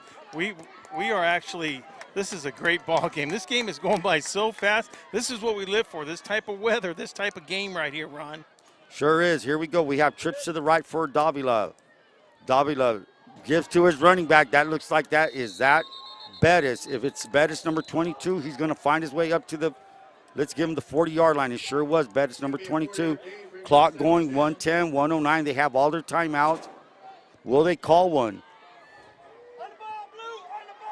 1:02, 1:01, clock ticking. Trip to the right for Davila. Davila is a cool customer, man. He's not going to panic. Shotgun formation. He's looking. He's rushed. He's going to step up. He's going to be chased out of the pocket, 40, and he's going to find his way up to maybe the 34-yard line. So third down, a big third down play coming up. They're going to mark him shorter than where he ran out. Great spot by that flank ref over there, I'll tell you that. 3rd down and 5. Jared Martin, I thought, had him chasing him right out of the pocket. You know, making Davila run right outside out of bounds to stop the clock with 48 seconds to go. 3rd and 5, big play for both sides of the ball here. Davila, we're going to call this an empty set. That means there's nobody back there with the quarterback. There's a slot guy motioned by number 14. That's Brown, the kid who just recovered the punt. Davila looks, it's complete to number 3, and that's the man. That's Hunter Province. Hunter Province, did he drop it? You sure did. No catch. I got no catch up here, Ron. Whoa. So, ball's dropped. It's now 4th and 5 for the Patriots. No man's land. I call this no. What are you going to do when you punt it? Kick it in the end zone, give it to them at the 20? And gain what? 20 yards? So, yeah. Shorter, you'll gain maybe 18. Yeah, when they only have, about a short 5 yards to go, Ron, definitely going for it. So interesting developments right before halftime. 17-6 it was, and now it's 17-14. Davila looking again. Davila, it's complete to Brown. Complete to Brown, and I'm really amazed that they have not called a timeout with 38 seconds left. Now, complete to number 14, and that's number 14 is Nolan Brown. Nolan Brown was a kid who started this possession by fielding that pooch kick by Rodriguez. And there is the first timeout of the half for the Patriots. And that, yeah, shoot. 38.2 seconds remaining. As we said, Patriots from Christian 17, Central Spartans 14. And we got a minute right now. We spoke to Coach Rookie Pena last night, Ron and I did, and he was sharing some of the experience. And we asked him, there's always, Ron, even in every year, I'm sure you have a kid or more than one sometimes, but there's always that one kid that shines out, that overachieves, that you step aside and you go, wow, this kid's really stepping it up. And we asked Rookie Pena who that kid was, and he gave a good explanation. That's Elijah Perez. Number 8. Ron, he was telling us that, they've needed him at different position, and this kid just steps up, whatever it takes. Just one of those true football player type of kids. He's a baseball player, his rookie was telling us. But let me tell you something. Kids like that, you'll ask, hey, Elijah, can you play this? Yes. There's some kids who will not want to play a different position. No. Hey, anywhere I can help the team, coach. Nah, this so kid. if you had 11 Elijah Perez's, you'd be unbeatable, I'll tell you that. He's got his goals set. He's got his head on right. He did take COVID off last year, and this is what type of person he is. He took COVID off by his choice, to protect his family at home. So good kid. Yeah, one of those good kids. Good to hear this kind of stuff. Motion by Brown. He fakes it. He's pressed by number 64. That's Davila, and he's going to be brought down by number 64. Davila. He smelled him on his back there. He smelled him back there, and there was no way he was going to get away from him. Is that Jace Ramirez, 64? Is it 64, Jace Ramirez? Because my roster, I believe it is Jace Ramirez.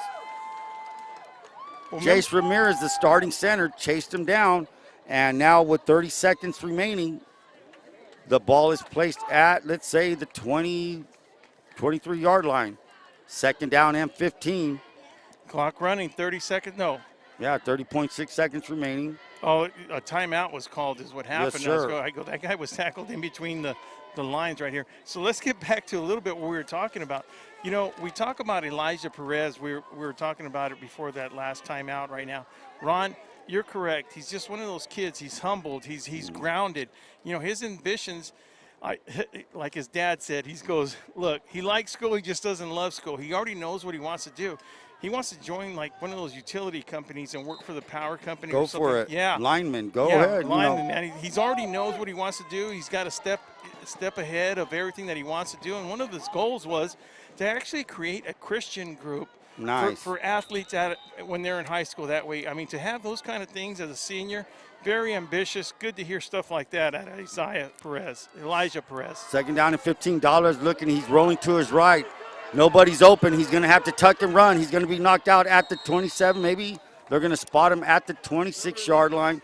So, hey, great defense by the Spartans. They dropped back in coverage. They covered everybody. They made Davila. He had time, but had no one to throw to. So 27, you're looking at a 37, 38-yard field goal. We know they had plenty of leg the previous time. So, 4th down, I'd be curious to go. Right now, it's 3rd and 13, 3rd and long 14 to go. So with the 23 seconds to score of course is 17-14. Spartans down by 3. Little change of offense thing right here. And Davila's your guy. He throws the ball and he runs the ball, Ron. Trip to the left for Davila. The white side is to his left. Snap. And he's going to launch it down the middle, and that is intended for a big man. That was number 3. That was Hunter Province. He's going to toss it up. Jump ball 6'4". Didn't work their way, so now it's going to be 4th down and a good 14 yards to get to a first down with 18 seconds left. How many timeouts does Christian have now? 2? I believe they only have 1, Ron. 1. They're down to 1 timeout. And who did we see getting up at the very end on top of Ramirez back there? Jace Ramirez on top of Davila, Jace Ramirez. He's all over the field, and that's what it's going to take. It's going to take those type of leaders on the offensive side and him playing both ways now to get to that quarterback. Well, hats off to the Central secondary in defense. Their pass coverage was great. It's hard to cover for more than 4 seconds, and Davila had at least 5 seconds as he dropped back. He's already in shotgun formation. The routes developed, but they were defended. They were covered. He rolls to his right. They're still covering. That's a hard thing to do, guys. So the Spartans putting up a good defensive stand. They have 1 more play to survive. It's 4th down and 14. Don't forget. And here's these points in the game. They're called turning points. You don't want to let them score and go in 24-14. So it's a big play for the defense, Will. So a couple of scores coming in right now. Halftime scores, Christian 17, and of course Central here 14. Army-Navy 22, Calapat 7. And this is not a surprise. Southwest stepped it up and is playing Santa Fe Christian. And that score is 42-0 right now at halftime. Who's ahead? Santa Fe Christian, yeah. No, that's a good one. And then still in Calexico with the score, Hopeville 16, Calexico 12. So let's not forget, Craig Lyons coming in at halftime to talk to us a little bit. And one of the questions I have, they got a beautiful building down there. That is going to be my first question now. On the south side of that building, it looks like a lounge, Ronnie. That looks like it might be the Central Spartans lounge to watch the football games. That'd be nice to set up some chairs out there in the beautiful. You can even sit on the roof. Yeah, and sky's the limit right there. They actually look like luxury boxes at a high school football field. I heard there's a VIP area. All the rumors flying around. There's a VIP section, yada yada yada. I know we're not on that list. Well, one of the questions I was going to ask Craig, and I know he's listening to this, I did hear that they were going to move the scoreboard. So, Craig will remind me that if that's one of the things that they were going to do. I think it's that where the flag is. Here we go. 4th and go. Well, they're going to go. Attempt by Hunter Province. I don't know what his longest kick of the year is, but the way he kicked that first field goal, he has plenty of leg. The holder is Davila. The ball will be placed at the 34. Here it is. Snap. The kick. It's up, and it's going to be wide to the left. So it was plenty of leg, just not the right direction. So the Spartans survived. So with 14.8 seconds remaining, the Spartans 14. Christian Patriots 17. 14.8 seconds remaining. Ron, man, to tell you the truth, my plan is to sit down because of my issues. But let me tell you, I haven't had a chance to sit down. This is about Ron. We talked about this last night. This is the type of year that we love, Ron. This is the time of the year that's the best thing for me ever. I love football season. I'll tell everybody that to the day I die. Yeah, that football season, especially we get rid of this heat right now, beautiful weather right now. Look, this is playoff atmosphere. The crowd is packed tonight. It's just great to see all these people out here. You got the great Central band out here. We have a great intern by the name of Alex. I don't know Alex. Yeah, Alex Zaragoza. And she's, and I'm going to tell you, what did this kid say? She's bomb, man. She's everywhere. Here we go. Rodriguez out to Marini. Marini with the short spot pass to the 20, 25, finds his way. He's dodging tackles. Beat brought down at the 14. Marini carries it up. So that's going to be the last play of the half, Will. So we're going to end the first half with a great football game. We find the Christian Patriots 17, Central Spartans 14. And we're going to take a break. VSN will be right back with Craig Lyon.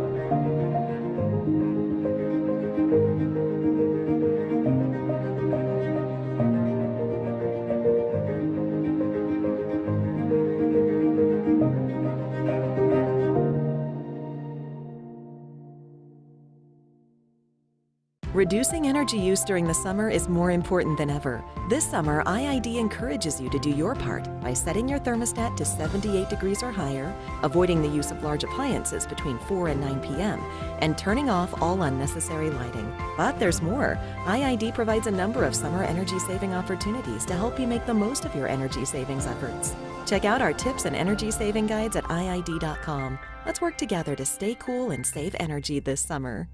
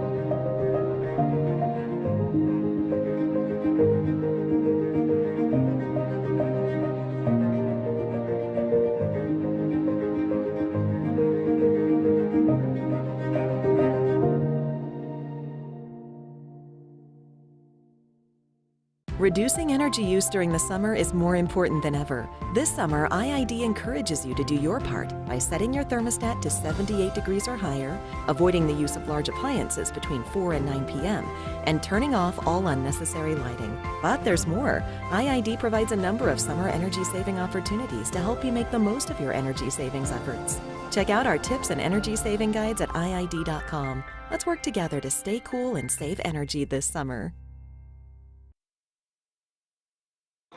Welcome back, everybody. At halftime, as we're looking at the Central Spartan scoreboard up there with the score 17, Christian 14, Centro Union High. Halftime guest for me is Craig Lyon. Craig, how you doing, buddy? I'm doing great. It's great to be here. It is great to be here, and it's great to have a home team. Good. What about this crowd, Craig? Oh, I mean, it's always great to be able to have this Central crowd, Friday Night Lights. You got to love it here at Central. Now, we're having a blast. Thanks for the hospitality. We've been, we get a little bit of surprise, but we appreciate the hospitality. Everything catches us by surprise. Besides the great Central band, we know a lot about that, and they deserve it. Everything good, of course, you got the great football program. You got your other sports going on. Let's talk about the building. I mean, let's stop some of these rumors, Craig. Tell me about the building going up over there. Well, what we have there is it's a STEM building, so it's a science, technology, engineering, and math. And so it's going to be obviously a state-of-the-art facility to help our students kind of in those areas. We're going to have about 30 classrooms. That includes a robotics lab.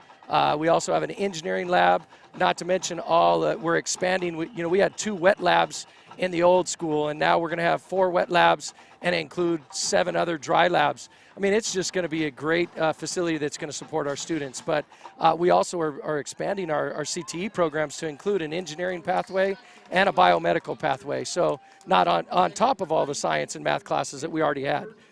Now, I'll tell you what, it's been a couple of years in the making, Craig, but there's a lot of room up there to watch a football game, though, Craig. So, is there going to be a lounge? Oh, yeah. Well, actually, you look at it right there in that southwest end there is basically the windows there are faculty lounge. But that opens up right out into an observation deck that, we hope to in the future be able to get some people up there and actually watch a football game from that observation deck. And I mean, we figure that we can put anywhere from 30 to 40 people up there, be able to entertain them and actually watch this, you know, the events that go on here at Cal Jones Field. All right, so I just wanted to make sure that wasn't a rumor because it was it was getting bigger and bigger every time I was hearing it.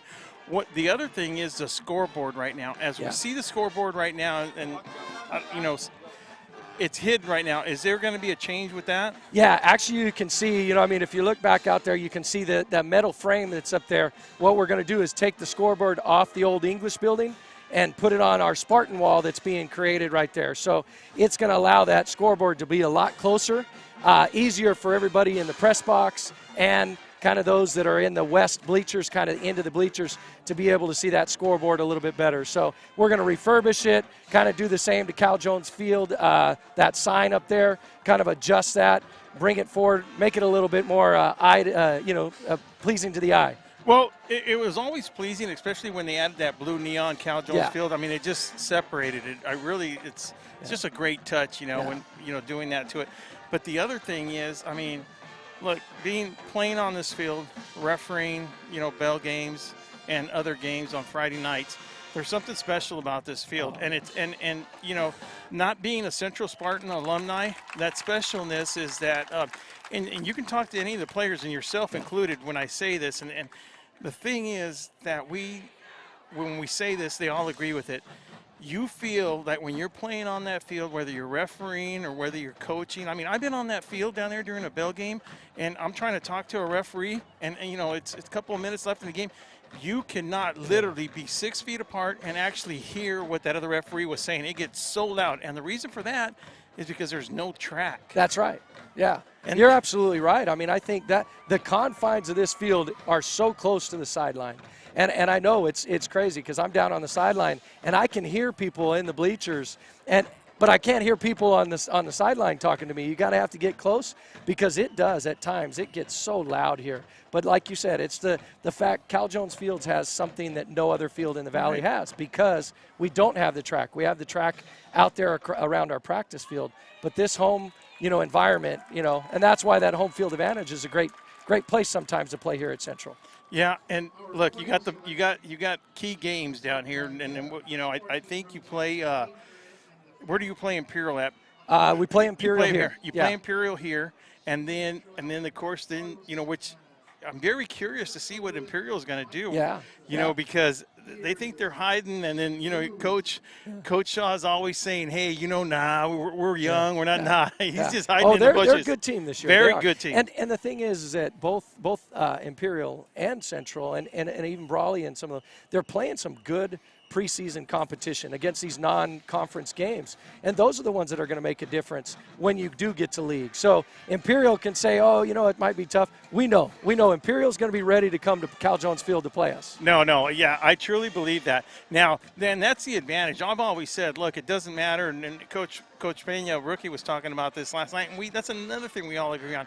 I don't care what the record is. When it comes down to the bell game, look, you're even, and I would only give the advantage to the home team, and that's maybe a half a point. You know what I mean? Because it's a totally different thing that's going on that football field when it comes to the bell game. Because that whole prior week, it's like everybody's, and then look, Brawley's holding their own up there in the north. You know, absolutely. And this record, 1-3, is not. It doesn't really represent Central Spartans what they've been playing. I mean, you know, some of them has been their own mistakes, and rookie does admit, look, some of it's ours. Yeah, we. You know, not going to blame anybody. We made the mistakes, and us as a coaching staff have to fix that. Yeah. So he's in a good position, he says. Yeah. It's just, you know, that's part of the coaching job. Well, and you kind of alluded earlier about a bell game. A bell game, it doesn't matter where you play. And honestly, as a player, and you know because you've played in a bell game too, is that you get that feeling. It doesn't matter if I'm at Brawley or at Central. I'm up for that game. And so that home field advantage is not a really big get in that game. A game like tonight when you're playing a team from San Diego that doesn't experience might help you a little bit. A bell game's a bell game. I mean, it doesn't matter. And I've played both at Brawley and played here at Central, and I'm telling you, it's exciting to be wherever a bell game's being played. You know what? You're absolutely right, and I love it. But I'll tell you what, I remember one year we were walking out. I was a referee, and I was walking out, And that white horse, I mean, I might have been about 15, 20 feet. I swear that it came from behind. I swear he was right next to me. So if there's any advantage, it might be that horse coming through, man. Well, believe me, and I was at Southwest for a long time, 19 yeyears. And so I got to see that horse run a long time. And I'm going to tell you, as a visiting team, you don't like that horse. But as the principal and as, the home team, we love that horse. And that's Alfredo Reese. He's been here his second time now. We noticed him. He's actually my wife's brother-in-law. So good job on bringing that horse back. So I heard they're looking for the carriage behind that too. Oh, well, we have that carriage, but we're not going to bring that out. We like that horse to ride fast through there. It's a lot better to see that horse sprinting out there. That carriage is good, but it slows him down. We want him to go out there fast around the field. Trust me, leave him in the museum and when you see that horse. Well, listen, Craig, congratulations. This is your 7th year here as principal. Listen, from VSN standpoint, since we started, the hospitality has been great. We really appreciate it. You've always been there to help us to get stuff going, and we appreciate that.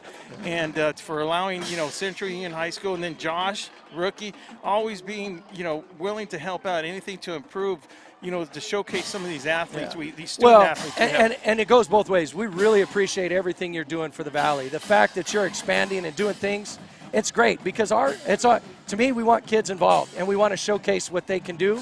You're helping us do that, and that's a credit to all of us that we should be helping you because it's a great thing to see these kids out here playing. Yeah, so don't start believing people that VSN's taking people away from the crowd. Oh, no, because they're here. They're here. They're here. All right, everybody.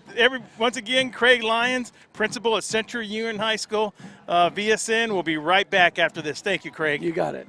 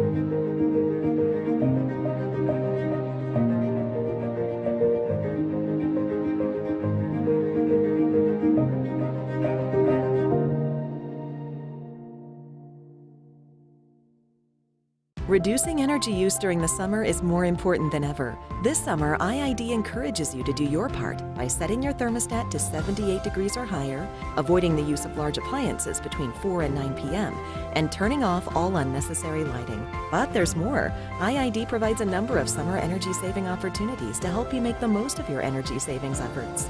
Check out our tips and energy saving guides at IID.com. Let's work together to stay cool and save energy this summer.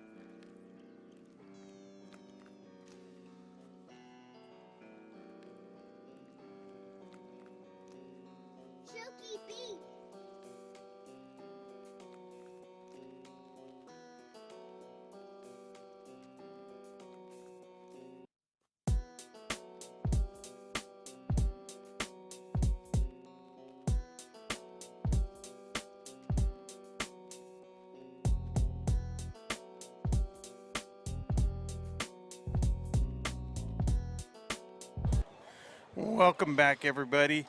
And we'd like to give a thanks to Craig Lyon out there for giving us a little update on that building. And let me tell you, that building is impressive, huh, Ron? Very impressive, very impressive. So, Ron, you're the guy I go to. You're the guy I depend on. You're the guy that breaks down the film. You're the guy that knows to read it. Tell me about this first half between the Central Spartans and the Christian Patriots. Well, the game started out perfectly for the Christian Patriots. They hit you with the 75-yard touchdown bomb. First play from scrimmage, and if you're a Central Spartan, all you can say is, "Oh no, here we go again." But guess what? You look at the scoreboard. You're starting the second half, 17 only down by 3 points. Central buckled down, and not to say that the Patriots let the metal off the pedal. It's just that the Spartans buckled up and started playing sounder football. They started cutting out little mistakes that were hurting them, and like you were saying earlier in the first half, if this happened, if that happened, it'd be a different ball game. But right now, Spartans are sitting pretty. Despite their mistakes, despite any kind of breakdown they had on offense and defense, they find themselves only 3 points down. And if you're the Christian Patriots, are you saying we should be playing better than what we're doing? Well, we're going to find out right now as we set up for the second half kickoff. So, Ron, and we ask each other this all the time, and I'm a big believer in this momentum. Where do you think the momentum's at right now? Do you think it's even, or do you think it's a little bit favored? Right now I would point a little bit towards Central because of what they did to end the half. They're the ones who scored at the end of the half. However, I'm going to think that Christians, they're a confident football team. They're still ahead by 3 points. Yeah. They're not behind. Central's the one that has to make the move to get the lead. So once the lead, I'm going to say as long as they have the lead, momentum is on your side. But right now, Spartans gain momentum late in that second quarter. And that's why Ron Rubio is the man, the guy that can break down any film, any game on the drop of a dime. Great job, Ronnie. So, and the good thing is, speaking of momentum, the Central Spartans are going to start the second half getting the ball. They sure are. Back to receivers, Sergio Garcia and Artie Estrada. So the kick is straight to Estrada. Is that going to be Estrada? Yes, it is. He's at the 10, 15, 20, finding his way to the 25. Is he going to bounce to 35? Oh, no, he is at the 40. Wheels his way to the 45, 48. And this is not what you want. So you want to know momentum? That's momentum right there, man.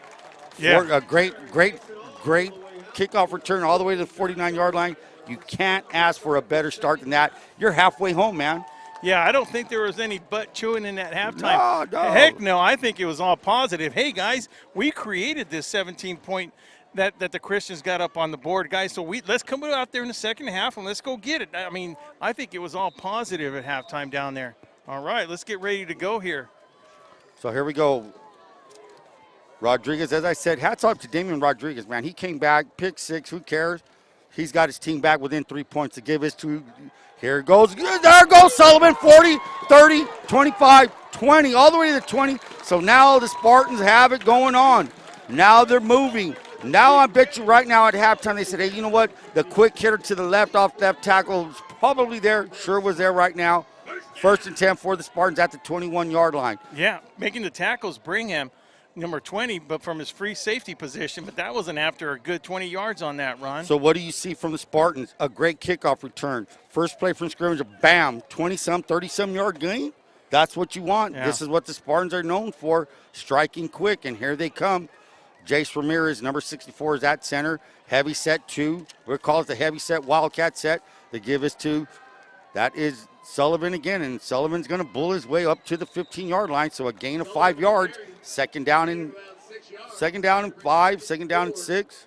Well, credit again, Ron, earlier in the first half, they were getting 2 yards, 3 yards on. Now they're getting 3 yards. So credit to that offensive lineman, 79, Anthony Ramirez, number 73, Brennan Havens. The guys that never get all that credit, all the glory. It's going to be up to them in the second half to produce. Sure, and then, you talk about Jace Ramirez leading them at the center spot down there. Then you got Huerta down there on the outside right tackle. I mean, and, of course, you can't leave out Osuna just pushing that defensive line downfield for these Spartans. So, the 1-3 record means nothing to the Spartans. Here we go. And that's going to be Sullivan to the outside. Sullivan cuts back, runs into one of his linemen, number 79, and he bounces his way for a first down. So Sullivan runs into one of his linemen who had a block and was looking for someone else to block. Guess what? He blocked his own running back. Doesn't matter to Mr. Sullivan. He gets a first down. Anthony Ramirez, Sullivan ran into him, and he just kept on going. He didn't budge Ramirez one bit, man. He just bounced off and kept cut to the left, got a couple more yards out of that. So this Wildcat set, whatever you want to call it, and sorry, Spartan fans, it's the term they give this set. It's not from the boys in the north. Sullivan back in this Wildcat set again. Heavy set, low snap. Sullivan finds it, gathers it. He's going to fight his way up to maybe the 6-yard line. They're going to spot him at the 6, so it's going to be second down and goal from the 6-yard line.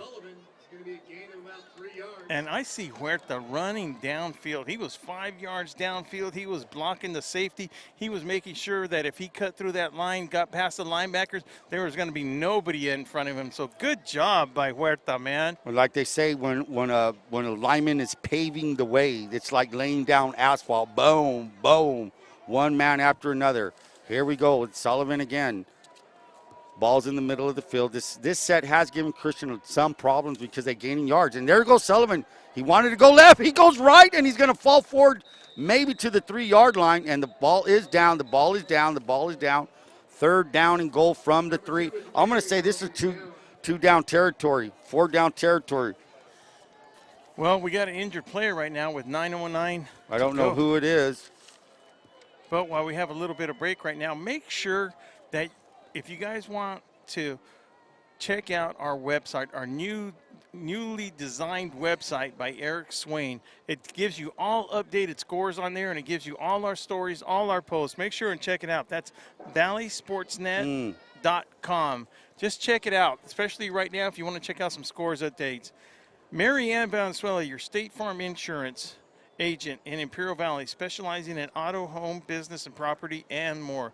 And with over 20 years of experience, Mary Ann will help you figure out what coverage you need to take control of your financial future. Located at 122 West Main, give her a call at 760-344-0447, located in Brawley. Fred Miramontes, the undersheriff representing Imperial County. Oh, Ronnie, and I'll get back to Mr. Miramontes on this. But that's not what you want to see. That's something we saw at the Palm Desert game.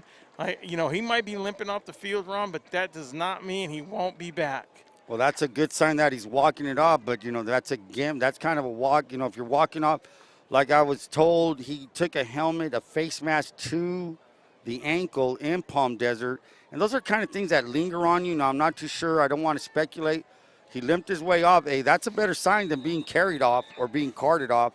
So that being said, third and goal from the 3. They will go back to their familiar set with. And let's see who's the quarterback. No, that's a new quarterback. That's number 14. I don't know who number 14 is. They're still going to be running that Wildcat. And it's a high snap. And those are the things. So now,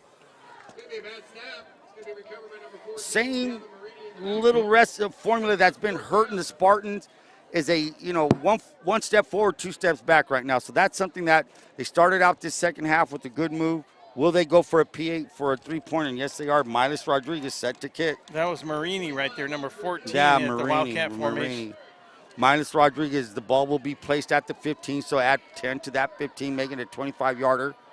The holder is number 11 for the Spartan, and that is Hayden Hernandez, quarterback as well. And the kick is up, and it's going to be no good. I don't think the block, not sure it was blocked. It was just wide, hooked it to the left. So the Christian Patriots dodge a bullet, and the Central Spartans don't take advantage of great field position at the 3-yard line. If anything, that's the whole thing about missing a field goal in the high school level. The ball doesn't get placed right there, Ron. The ball is going to be placed on the 20-yard line. They gained 5 yards. So, they gained 5 yards on that, Ron. So, big deal. You go for it. You tie up the score. Now it's up to the Spartan defense to stop this high-powered offense of the Patriots. And the good thing is they took nearly 4 minutes off the clock. They're only down by 3. Empty backfield. Motion, the give. No, it's not. And here comes Davila.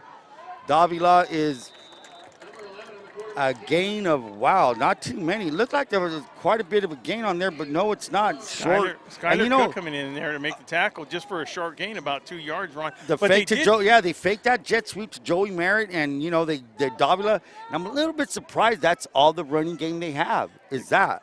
Those 2 plays. Those 2 plays, really, you think about it. Yeah, good point, Ron. So we did know, I did spoke with Coach Mitchell, and he said one of the running backs was down. That was Chris Ackridge, but I'm not too sure. Here we go. Davila out again, and now he's out in space, and I'm talking about number 5. That's Joey Merritt. Completed pass. But again, a short gain. Good defensive hustle by the pursuit of the Central Spartans. It's going to make it a 3rd down, maybe 4. Well, the thing, 3rd and 4. 3rd and 4. The thing is, these Patriots they're playing sideline to sideline, Ronnie. You know, Spartans, yes, they are. They're hustling out here. They're following their assignments. It looks like they're not getting burned. And after that big play, think about it. What else have they? What else has happened? Here we go. Is that offsides? No, it's not. Who is that big boy in the middle? Will, is that number 68? That's 68. That's 6'8". Big old boy. I'll give you his number right now. And here goes Davila, and that's Davila, just like they do to Charlie Sullivan. Snap it to the guy that's back there, and it's going to be short. 4th down and 3. So the Central defense does what's needed, a 3 and out. Nico Jimenez making a presence in the middle of that defensive line, Ronnie. So a punting. So the Spartans did what the defense needed to do, gets 3 and out. Back to kick is number 12, and that number 12 is, and he also plays defense. That's going to be Hunter Kaul, K-A-U-L. Nice punt. And it's retrieved by Gavini. 50. He's going to stop.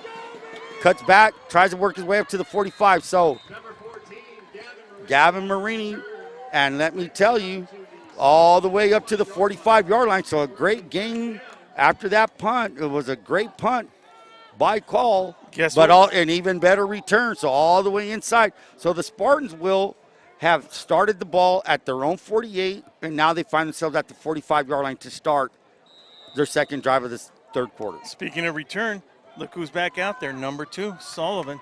Sullivan's back, motion by Gavini. Rodriguez is the quarterback. They give us to Sullivan. He tries the middle. He gains maybe, let's give him 3 yards on that. 2nd down and 7. Shaking that foot, shaking that left ankle a little bit. I mean, he's just that type of player. It's going to take a lot more to take him out of the game. You know how he goes. Sometimes you get a hit 2 weeks ago, and it's still a little tender spot, and then your luck would have it, somebody hits it right in that spot, and, boy, it's going to wake up some of them nerves that were hurting you 2 weeks ago. Trips to the left. Receivers are out of the backfield already. They have Sullivan next to Rodriguez. The Spartans look a little bit more confident this second half. They know they have a mission set, and here goes Rodriguez. The pass out to Skylar Cook, and why not? Cook to the 40. Cook to the 40. He's going to get a 1st down. You know, Ron? Or did they get him? No, they look like they're going to spot him short of the 1st down. He might have stepped out. Yeah, it's going to make it about a short and a 3rd long down. one to go. And 3rd down, I'm sorry. Yeah. 3rd down. So this is their second possession of the second half, and it's been positive, man. Yeah. Right now, 2 positive possessions in a row. Let's see if what they can do, take advantage of it. I think you're right. I noticed that when you said that. Confidence. This Central Spartan team, Ron, that's what I'm noticing in the second half. To start the second half with 5:05 to go, that's a fast-moving 3rd quarter, Ron. Quick. Confidence. Rookie Pena has confidence in this team. Heavy set again, and it is Sullivan again back there. Sullivan's trying right up the middle.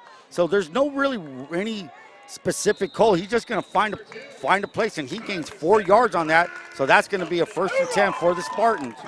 That's just good, sound football right there.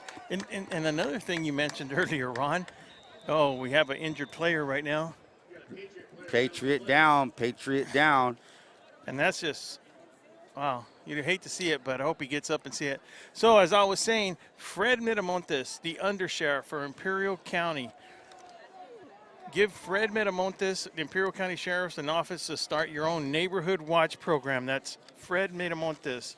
Johnny's Burritos, an Imperial Valley tradition since 1963. Eat what you love. Johnny's Burritos, located in Brawley, Imperial, and El Centro. Nava, commercial capital real estate company. Whether you're buying your first home or your dream home, give Nava Capital and Real Estate a call at 760-623-1050. talk to either George or Roseanne, located in Brawley. That's Nava Commercial Capital and Real Estate Company. Thanks a lot, George, man. Always good talking to you. That's the next mayor, old George Nava down there. You know, him and Donnie Wharton been very supportive of Good VSN. guys, good Brawley guys. Yeah, I'd like to wish them both a special thanks, man. Ronnie with Donnie with the Reach program, and Nava with his Nava Real Estate Company. 1st and 10 for the Spartans. That was Troy McFarland walking off the field, and there goes Sullivan up the middle. Good enough for a good. I'm going to give him 4 yards, 3 yards. So 2nd down and 7.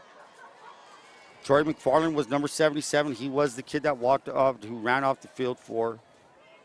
Didn't actually run off, but was on the ground. I'm running everywhere right now. This game was fast-paced in the first half. Kind of slowed down a little bit here, but this is still a good football game with 4:06 remaining. Ron, isn't it good to see the crowd, the people out and about? It's beautiful. Just I love beautiful. it. Full Yeah. pack stands here. Skylar Cook in short yo-yo motion, they call it. They give us to Sullivan off to the left side of the line, and he's pushing forward. Now, I do not know if the Christian Patriots are getting a little bit tired. Well, they're getting up But now slower. Sullivan is building up steam, and the tackling's happening downfield, dude. 5 yards. And not only Yes. that, the thing is, they're getting Sullivan after 3 yards, and then Sullivan's able Carries to get him for 1 or 2 more. Yes, he's able to get a couple more instead, yards out before of that. you're getting stopped at 2-3 yards and no more gain. Now, contact at 3, guess what? He gets 2 more after contact. And Ron, you know when you have an injury, I think it hurts more when you stop. Now, not all the cases are the same, but sometimes when you stop and it gets cold, then it starts left. But if you keep playing, especially the way Sullivan's playing right now. Now, look at that defensive line. Now, they look kind of like a goal line set, but if you bust past that line, it's Green Acres. Here we go. Shabalski, I've not said his name very much in the second half, although it's only been 8 minutes into the quarter. You know what? I just got to give a shout out to that offensive line again, man. They're pushing, man. They're really doing really good. Pushing, man. You know, you start with Jonah Huerta, number 76, Eli Osuna, number 50. You know, you got Jace Ramirez in the middle snapping the ball. Brennan Havens, the veteran out there, number 73. Anthony Ramirez. They are just Eli Osuna just plowing people. Plowing these boys down. Good job, O-line. Here we go. Rodriguez, motion by Skylar Cook. The give is to Sullivan again, and Sullivan again. Positive yards, and Sullivan's going to walk in. No, he's not. He falls forward. He fumbles into the end zone, but they're going to mark it at touchdown. They did. He touchdown. fumbled prior to the line of scrimmage, and if they would have recovered, it would have been a touchback. But with the recovery with the Spartans, you have a touchdown. Central Spartans. Spartans take the lead with that touchdown with 2:56. The referees talk about it. Did you see who recovered the I fumble? I didn't see. Maybe it was Skylar Cook. I'm not sure. I was hoping it was a lineman, though. I really was. I was hoping it was a lineman. It'd be a nice ending to a good drive. So the Spartans cash in with 2:56 remaining. What do you know? The Spartans get a break. Miles Rodriguez set to kick. It's up, and it is good. So a very important. Oh, is that going to be a penalty? No, it isn't. So with 2:56 remaining in the third quarter, I'm sorry, the Central Spartans have taken the lead for the first time tonight. Central Spartans 21, Christian Patriots 17. Tonight's game is brought to you by Ivy Welding and Mechanical, industrial welding contractor.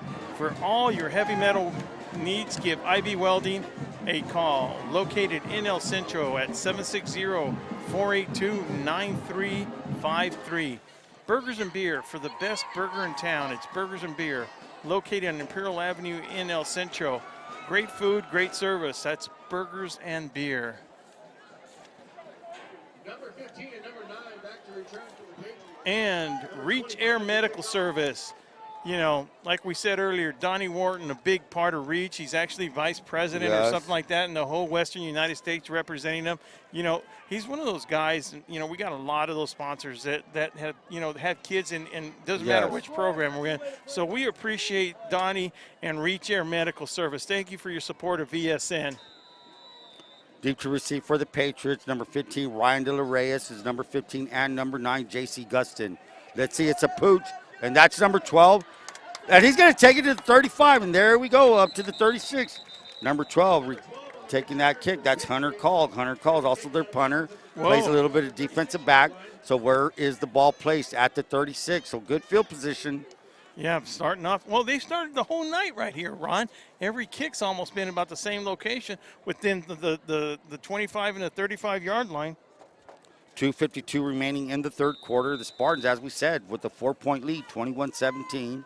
I like our seats right here, Ron. I really do. We get fresh air hitting us. The band's playing next to us. Hey, and I can see the numbers clear because we're Lot so close. clearer, a lot clearer. So here goes Davila. What can Christian and Coach Mitchell do? Short motion by number 5. That is Joey Merritt. The give is to Bettis. Bettis tries the right side, and Bettis will gain maybe 3 on the play, but there is a flag on the field. Usually indicates holding.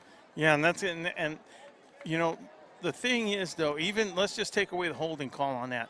You know, that play should have been made behind the line of scrimmage. Somebody got a hand on him, but he just happened to go away. Now, did the holding play a part on it? Maybe. That's why they called it. Yes, sir. But it's going to be first down, and it's going to be first and about a 21-yard line to go. 21 yards to go, Ron. And that right there, it's looked like, you know, we only saw 1 or 2 penalties from the Patriots in the first half. Now both teams were not too many penalties. I don't think there was more than 4 the whole first half. Well, here we go. Let's see what the Patriots can do now that they put themselves in a hold. Now it's second down and 21.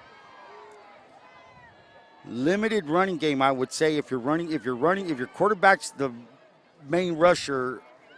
Well, here goes Davila. Davila throws. He has an arm, and it's complete. Great play, slant by number 5. That's there. That's been there. A great pitch and catch. And Joey Merritt is one of their leading receivers out there. Joey Merritt, great catch on the slant and all the way up to the 50-yard line. So that's the deal about the Christian offense. Will they can strike it. They can get you at any place on the field. Here's number 9 with the jet sweep motion. J.C. Gustin. Gustin weaving his way up for maybe a 4-yard gain. Yeah, and, you know, that's the thing about the Christian Patriots. They're able to get around that defensive end and the outside linebacker, and they're able to get, you know, positive yards. And I'm talking 4 or 5 yards on that, Ron. That's a good play. I mean, now look at the momentum they go. They got a big play on that pass. They got the jet sweep. Now they're ready to go. NASCAR, as some people call it. Motion by Brown. The give is the pitch. Jet motion, cuts back to the 40. Oh, and we're going to have a penalty. And that's a tackle. All that's the way not even to a the holding. 25. That's not even a holding. That's a tackle right there on number 56. Yeah, and good call. Good. I mean, you know, it is what it is. It's a holding. So when it's wide open like that. So that was a good run by number 15. Yeah, and it could be seen from up here. Just one of the flank officials to call it tackle held by. They were holding 56 so much, and he knew it, and the fans knew it. Dominic Lerma was just like livid. He goes, "Dude, I can't get away." Yeah. So if that's what they're doing, if they have to hold to get around, you know, it's good news to hear the Spartans. But then again, Ron, a little while ago, they were 2nd and 21, and they were able to get a first down. Yes, sir. So now they find themselves 2nd down and 18. Now, Christian fans, I'm sorry if I'm calling Ryan De La Reyes number 15. I also have a Tillman Easley at 15. So here we go. Davila again. 2nd down and very long. He's looking to his right. He's being rushed. And he's going to be sacked, brought down by number 14, Gavin Marini, and along with number 53 of the Spartans. But number 8 was also in there on a corner blitz. That's Elijah Perez. So false start. So now everything is starting to go the way of for the Spartans. So they're going to decline that penalty, give him a 3rd down on that, which was an incomplete. He was lucky to get that off right there. And Mike Fisher was on the pursuit. So you had Fisher, you had Gavin Marini at him, and you also had Elijah Perez, which looks like he was coming on a corner blitz. So they're heating up the pressure on Davila. So that's one thing that the Central Spartans do a lot. They rotate those players. For example, Mike Fisher now playing left tackle. You know, big kid, 200 tackle, pounds, he'll man. play defensive end, which is pretty cool. You can, you know, Mix and match. Here we go. Davila with 3rd and long. Davila throws. Davila complete to Joey Merritt. And like I said, don't count these kids out, man. Joey Merritt, if they have that capability, that's always on the defensive coordinator's mind and also the defensive players. But that kind of guy with that kind of arm and with these kind of receivers, this can happen. You can shut them down all you want. But boom, here it comes with 47 seconds remaining in the 3rd quarter. Wow, Ronnie, you talk about a quick 3rd quarter right here. It's just great to have a ball The game give like is to Bettis. Bettis tries the right side. Bettis cuts back, and that's one good run. A good run from somebody other than Davila. And the gain is maybe for 6. And then we see Nico running back out there on the field right now. Nico, that big old plug in the middle, man. Are you sure 68 is Nico? Because I have no number for anybody on my roster. I got Nico Jimenez. That's him then. Number 68, yes. Go for it. You have an updated roster. So here we go. Are they going to let the clock run out? And I think they are, Will. Yeah, 8 Or seconds. will they run a play? Who knows? 2nd down short, 3. Will they get it off? Davida looking. God does get it. He looks. He throws. Complete. And he's going to score. He is going to score. Nice catch. J.C. Gustin. That was going to, I just said, these guys, they have the capability to strike from anywhere on the field. All that was a quick spot pass. Good pitch and catch. Good run after the catch. Now, Touchdown with no time on the clock, man, With on no- the 3rd quarter. with So no that was the time on last the clock. play of the 3rd quarter. That's what an efficient offense does, man. Yeah. It's, no, they're not going to wait and let's walk down to the other end and let's think about things. No, we thought it long enough. Mitchell with a good play call, touchdown, Patriots. So there will be one untimed down right here to end Really? the 3rd. Yeah. Well, Is this the untimed down? This is the untimed down, yeah. If I the got quarter you. ends during the play, it's an untimed down all the time anyways. The kick is up and the kick is good. All the points are going to matter now. So that is a extra point by Hunter Province. So to start the 4th quarter, Will, we're going to have a Christian Patriots 24, Central Park Spartans 21. Let's go. And we have a final. Ladies and gentlemen, Imperial 31, Monta Vista 0. Good to hear that. Good, Way to good. go, Imperial. Congratulations, Tigers. Good job on that. You know what? Craig Lyon mentioned it earlier. This whole league's going to be tough, and don't, you got the Tigers, you got Calexico making some waves down there, and it's about time Calexico made some waves, Good man. for them. Yeah. Good for Calexico. When everybody's good, it's good for the Valley. It's good for everybody. It's good for the league. Yeah, and you made a good point.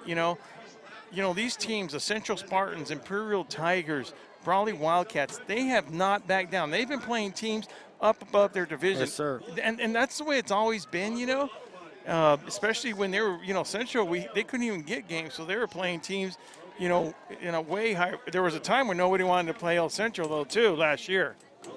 So here we go. Artie Estrada deep to receive along with Sergio Garcia. Set to kick is number 3-4. That's Hunter Province. Hunter does everything.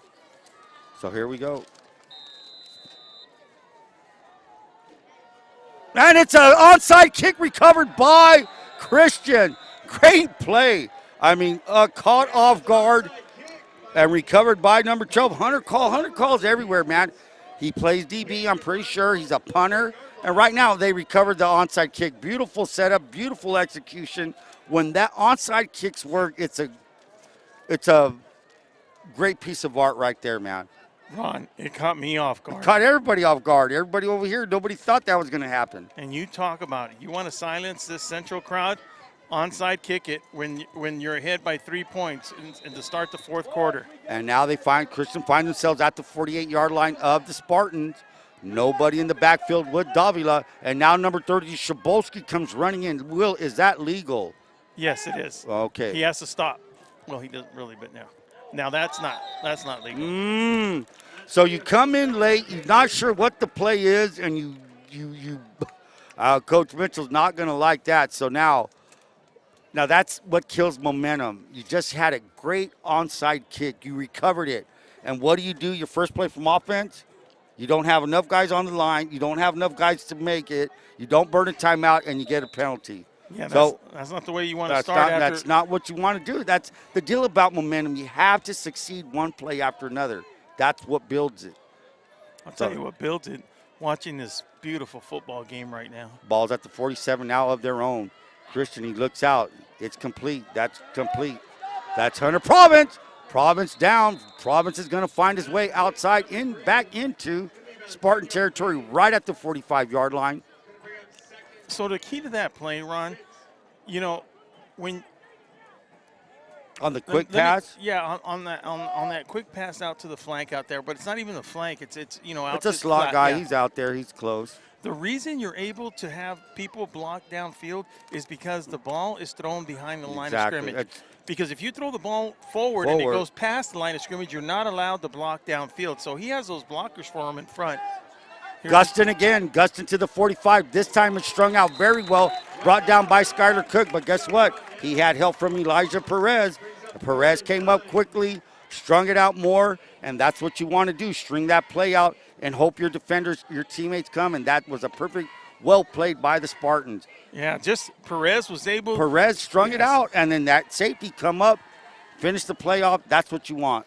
A lot of quickness out of that Perez kid playing the cornerback position. Well, you have to be quick. The edge is quick. You know how it is, man. I think it's the hardest position to play on the defensive side, and on the whole football field. Like besides after the quarterback, I think that cornerback position. Believe me, it is. It is. Yeah, that's what I think, and he's doing a great job. Davila back with Bettis. He's going to roll to his left. He's going to set. He's trying to throw. He has somebody open. It's complete, and it's a first down. Let's get the number for that receiver. And that looks like to be number 21. That's going to be Isaiah Givens. Givens coming in. Givens is a senior. He's another kid that's at least 6'2", 6'1". Good targets. And when you have tall targets like that, you could be a quarterback like Davila. You're running around looking for a receiver. And you see this tall drink of water out there. Bam, you hit it. 10-22 and counting. The ball now is inside the 35-yard line of the Spartans. Christian on the move again after that onside kick, successful onside kick. They have trips to the right. Motion. The give is to number 5. That's Joey Merritt. It's a back pass. He threw an 80-yarder last week, and he's open, and it's a touchdown. That is let me tell you something. Joey Merritt threw a touchdown like that, I think, last week or the week before that against Mission Bay. Touchdown to number 9. Touchdown number 9. That is J.C. Gustin. So Merritt gets the pitch, the jet sweep action, and he threw an 80-yarder 2 weeks ago. Yeah, Ron, I'm not I'm going to say I am surprised with the ball because they were running 2 plays. They were running the jet sweep left, jet sweep right, and then that sometimes Davila would keep it up the middle. And now they pressure him up, and then boom. And I'm not even going to say it was bad coverage. I thought it was perfect coverage. It was good coverage, just a good play. And the kid, he did well. He ran it out. The defense didn't let him set up and throw, and he made a perfect throw. So set to kick is number 300 Province. The kick is up, and the kick is good. So with 9:57 remaining in the fourth quarter, Christian jumps out to a 31-21 lead over the Spartans, and that was all set up by the great execution on the onside kick. Yeah. You know what? We got a little break right here. I'd like to wish, Alan Phillips, don't you? Yes, I do, Alan. I hope he's doing well. Yeah, he had surgery on his knee, and, you talk about an official that's, he started. Dedicated. He's also the assigner. Long years of service. And he's still going to keep going. There's no – he said he's not going to stop. But, VSN has some plans for him when he's ready to retire. And he is entering his 35th or 36th year. He went under the knife, got some knee surgery, so he'll be out the rest of the season. But we do want to wish Alan Phillips, man, a speedy recovery. Speedy recovery, Alan. Because let me tell you, the referee community needs people like him. It's kind of like back in the day when we were little kids, there was a $6 million man. Oh, Steve Austin. Steve man. Austin. Come on, bro. Built him better and bigger, however. So let's hope that happens for Mr. Alan Phillips. Get well, buddy. Here we go, 9:57 remaining. As we said, Patriots 31, Spartans 21. Deep to receive is Estrada, number 9, and Garcia, number 3. They're going to kick it right down the middle. It's going to be Estrada fielding at the 5. He fumbles it. He gets it. 15, 20, 25, 30, 35, 40. Now, Gavin Marini, I think somebody returned a touchdown for it last week against Vista. And again, special teams setting things up for their teams. A great return all the way up to the 47-yard line. As we said before, you're close to halfway home, Spartans. So they'll take over at their 47-yard line. Great field position. They're down by 10 with 9:50 remaining in the fourth quarter. I mean, this Garcia kid, man. I mean, he's only a freshman. He's got the speed his uncle Oscar has, man. Because this kid, he's something special out there, Ron. Trip to the left for Rodriguez, and we have offsides. Garcia over there took off way too soon. Just got to concentrate. You know, I know you're running the playback. You run the ball back. You do something good on special teams, but you still got to keep that mental aspect of it. So we're going to move back. They'll move back 5 yards. So now it's a 2nd down and 15. The ball is placed at the, let's say, the 42-yard line of the Spartans. He has trips to the left. The wide side is to the left of Rodriguez, and we're going to have a timeout defense. We are going to have a timeout defense. And while we have a timeout defense, we are going through this game with 9:40 left in regulation in the fourth quarter. I'd like to say hello to Ojeda Industries, your commercial industrial equipment supplier. Proud to sponsor Valley Sports Network. Ojeda Industries was voted IV Press Reader Choice for being the best farming equipment provider for 2019, and there's a reason why, because of Tony and Patricia, the service that they give their customers. I went in there to talk to them when, we were doing the ad stuff. It's just great service. One of those people, been located right across the street, just south of the Brawley Airport down there. So Ojeda Industries ready to supply all the farming and equipment providers. The Dom team. Excuse me, it's just like my throat's getting. The Dom Team Real Estate Company serves the entire Imperial Valley with a full array of services, limited not only to residential but including farmland, commercial, and industrial ground. For honest and reliable real estate service, give the Dom Team, that's Andrew and Doug, give them a call at 760-337-8600. Proud supporter of Valley Sports Network. Trips to the left for Rodriguez. He fakes the ball up the middle. He's being rushed. He throws, and he's open and defended by number 12, Call. Fans and coaches wanted a penalty. Well, now, what's your call on that, Will? I mean, incomplete pass. The defender's coming up to make a play. Ron, I think it's a good no call. I think it's a good no call. I know what they wanted. They wanted a shot to the blow, but it looks to me he had his forearms out and it hit him in the chest kind of high. Didn't lead with the helmet or shoulder pads high or anything. Clean play. As a defensive back, it's hard to put the brakes on. It is hard. Here we go, 2nd down and 15. Rodriguez again. He's rolling, he's throwing, he's gunning, and it's caught, and it's complete. That is number 9, Artie Estrada. Now, it's kind of cool how the Spartans always spread the ball around. There's a kid out there, Gavin Marini. Hasn't seen the ball much today. Maybe he's being covered.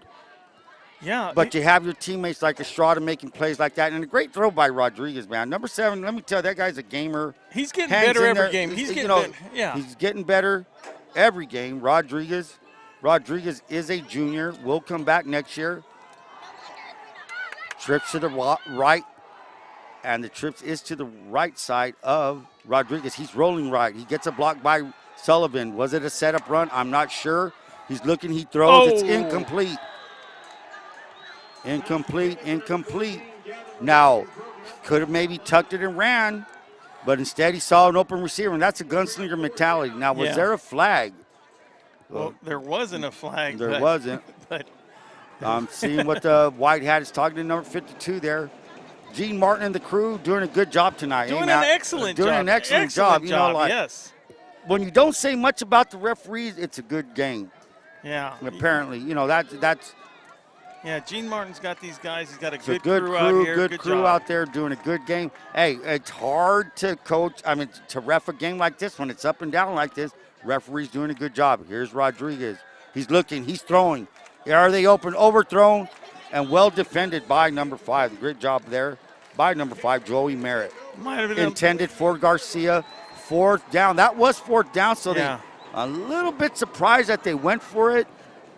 Well, But with 8:43 remaining, rookie Pena's thinking, hey, how many possessions do I have left? Yeah, you're right. That's a good question, but there's still plenty of time. Plenty of And time. I did keep an eye on rookie coach Ricky Pena when when Rodriguez came off the field, and I believe what Rookie was trying to tell him was there was an underneath guy where he was going deep to hit the underneath guy to get that first down. See these are the learning steps that it takes for a quarterback, a new quarterback that a coach has. You know, didn't play last year. You had Osuna for 3-4 years. You had Reed for 2, and now you have a new quarterback. The kid's going to get better. Here's the give to Bettis. Bettis to the 50. Bettis tries to cut back. Good shoestring tackle by number 5. Who's number 5 of the Spartans? Number 5 on the Spartans coming in to make that shoelace tackle. Damian Nelson. Is Nelson to come in there and do it. And you know, he would have had some room if Nelson had Yes, sir. tackled him. Damian Nelson. And down on the field is number 68. Our boy, what's your boy's name there? 68, man. 68 coming in for the Spartans. Jimenez there, Nicholas Jimenez coming in there. And, you know, it's good to see him sitting up like that. I hope it's not a serious injury. Could be a cramp with 8:32 remaining in the 4th quarter. Spartans are down by 10, 31-21. Top Notch Barbershop. Come check them out. Open 7 days a week at 317 Wake Avenue in El Centro. Mondays through Saturdays, they are open 8 a.m. to 9 a.m. Big What? Chris. 8 p.m., 8 a.m. to 9 p.m.? Yeah, they're open till 9 p.m. Hey, if Mama Amanda's working, they better be working. Yeah, I think that's the deal. I think she's selling. Look, Big Chris. You better get some going. Hey, have you been in there yet? Yes, it's cool. Isn't it a cool barbershop? Yeah, I mean, Makes you just want to sit there all day. yeah, they got all the TVs. You just want to sit there and talk sports, you know, Or especially eat, drink, be merry. You know, that Chris looked like he played some sports himself right there, you know. Big Chris, they call him Big Chris for a reason. So now, Big Man 68 being carted off. Will be on the sidelines.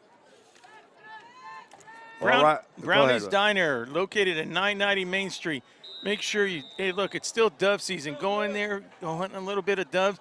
Come in and visit Juanita and Gabriel from some good breakfast. Chicken fried steak.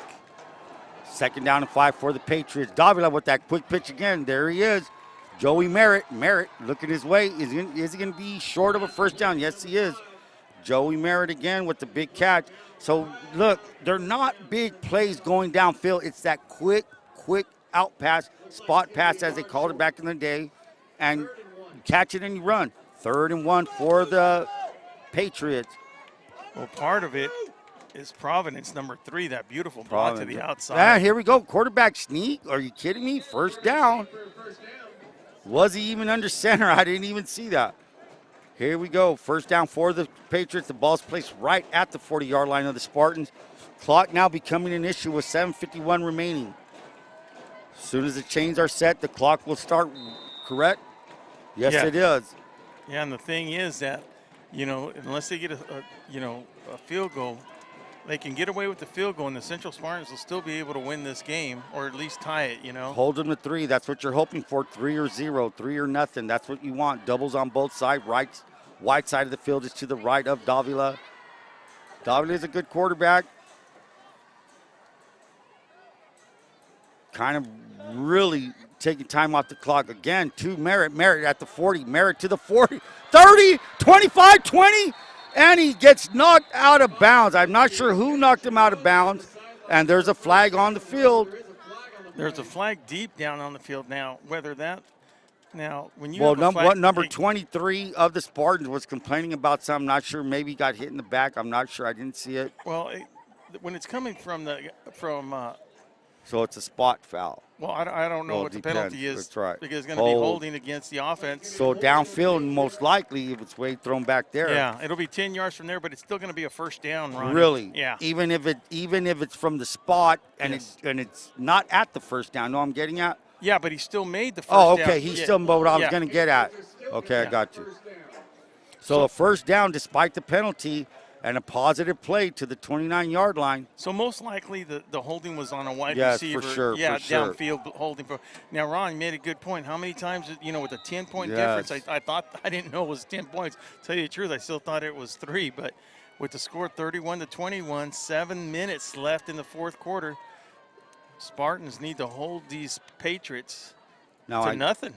That's Yeah, simple as it that. has to be nothing because now the give us to Bettis. He tries the left side and a great tackle by number 56. It's 56. Who's 56, Will, of the Spartans? 56 on the Spartans coming around the corner and shoelace tackling them is none other than Tristan Carrillo. I'm sorry. That's Dominic Lerma. Dominic Lerma coming around there. And you know, we've seen it on both sides on the defensive line. I love to see a big man chasing somebody down. I really that's do, just, yeah. You know why? Because that's hustle and effort. You know, that's why I get a kick out of, like Coach Haynes down there in El Centro. Every time he Seneca Haynes runs it. You know, you get him inside the 2-yard line down there. Boom, go up the middle, Seneca. Refrigerator. So it looks like they're looking at the back, Judge, and winding the clock down as much as possible, Will. Complete to Hunter. Hunter Province. Not much gain on that. But as I said, these kids are tall receivers. They're 6'1", 6'2", 6'3". Big targets. And another Spartan is down after a gain of maybe 2 yards. So with 5:54 remaining, Spartans are down to the Patriots, 31-21. Lettermans and brothers, once you get your letter at the varsity level, make sure to give Dan a call at 760-693-5034 and get your Letterman's jacket started. Havens Landscaping, located at 603 East Main Street in El Centro, specializing in gravel, rock, and stone for all your landscaping and material needs. It's Havens Landscaping. Give them a call, 760-352-6735.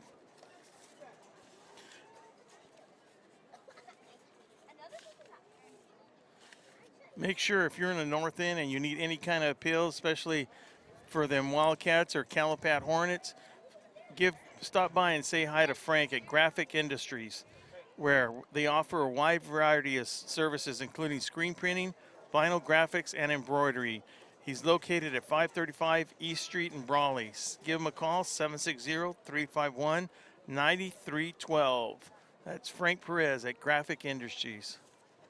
Heart Insurance. You need any kind of insurance. Listen, Ron, this is the type of thing that insurance thing too. Look, you got a kid, 15 years old, 16-year-olds. We've been there, Ron. We know.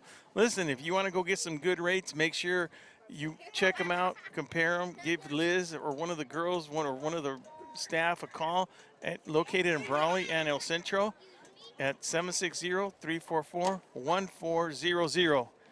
And right now, while we take a break and see this injury, VSN will be right back after this.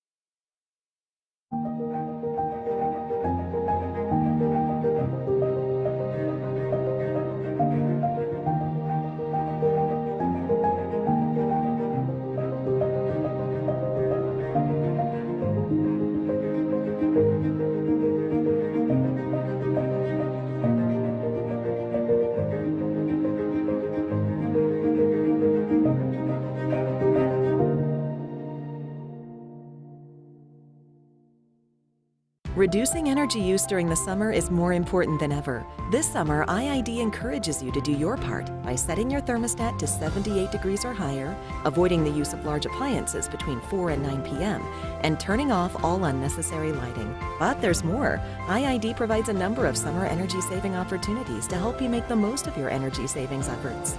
Check out our tips and energy saving guides at IID.com. Let's work together to stay cool and save energy this summer.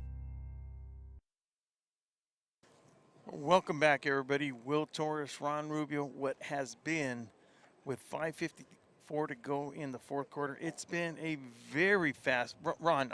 This is probably the fastest paced game we've had all season, and you know, up until a little while ago, it was probably, you know, we have some close games, but this has been very exciting from, you know, from the start to the go.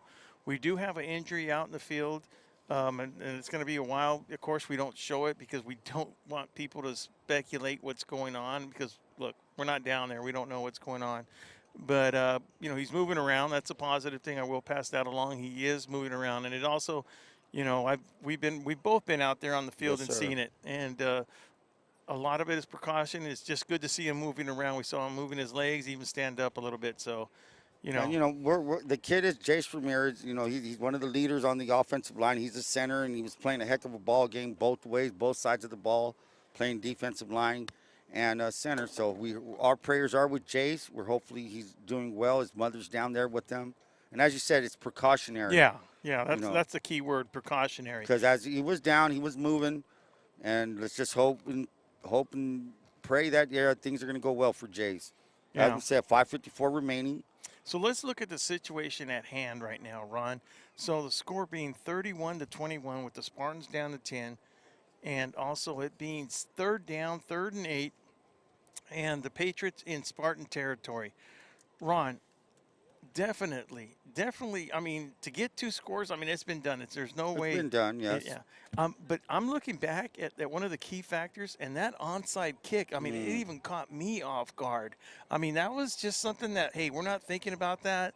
And then, you know, that just goes, you know, the coach over there, Coach Mitchell, Coach Mitchell, right? Yes, Danny Mitchell. Danny Mitchell. Yeah, just, you know, that's why you have special teams coach. Hey, listen, right now is a good time to you know, that's why you have a special teams coach to give you that advice sometimes in the year. Hey, coach, look, they're aggressive. They're going to try to block it. Let's try for it. We're ahead. You know, keep that momentum going.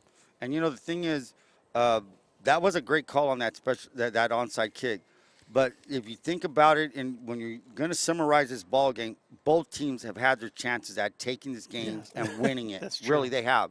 And so you're going to look at it, whoever ends up on the losing end, yes, you're going to have more check marks on negative plays, things that could have turned things around.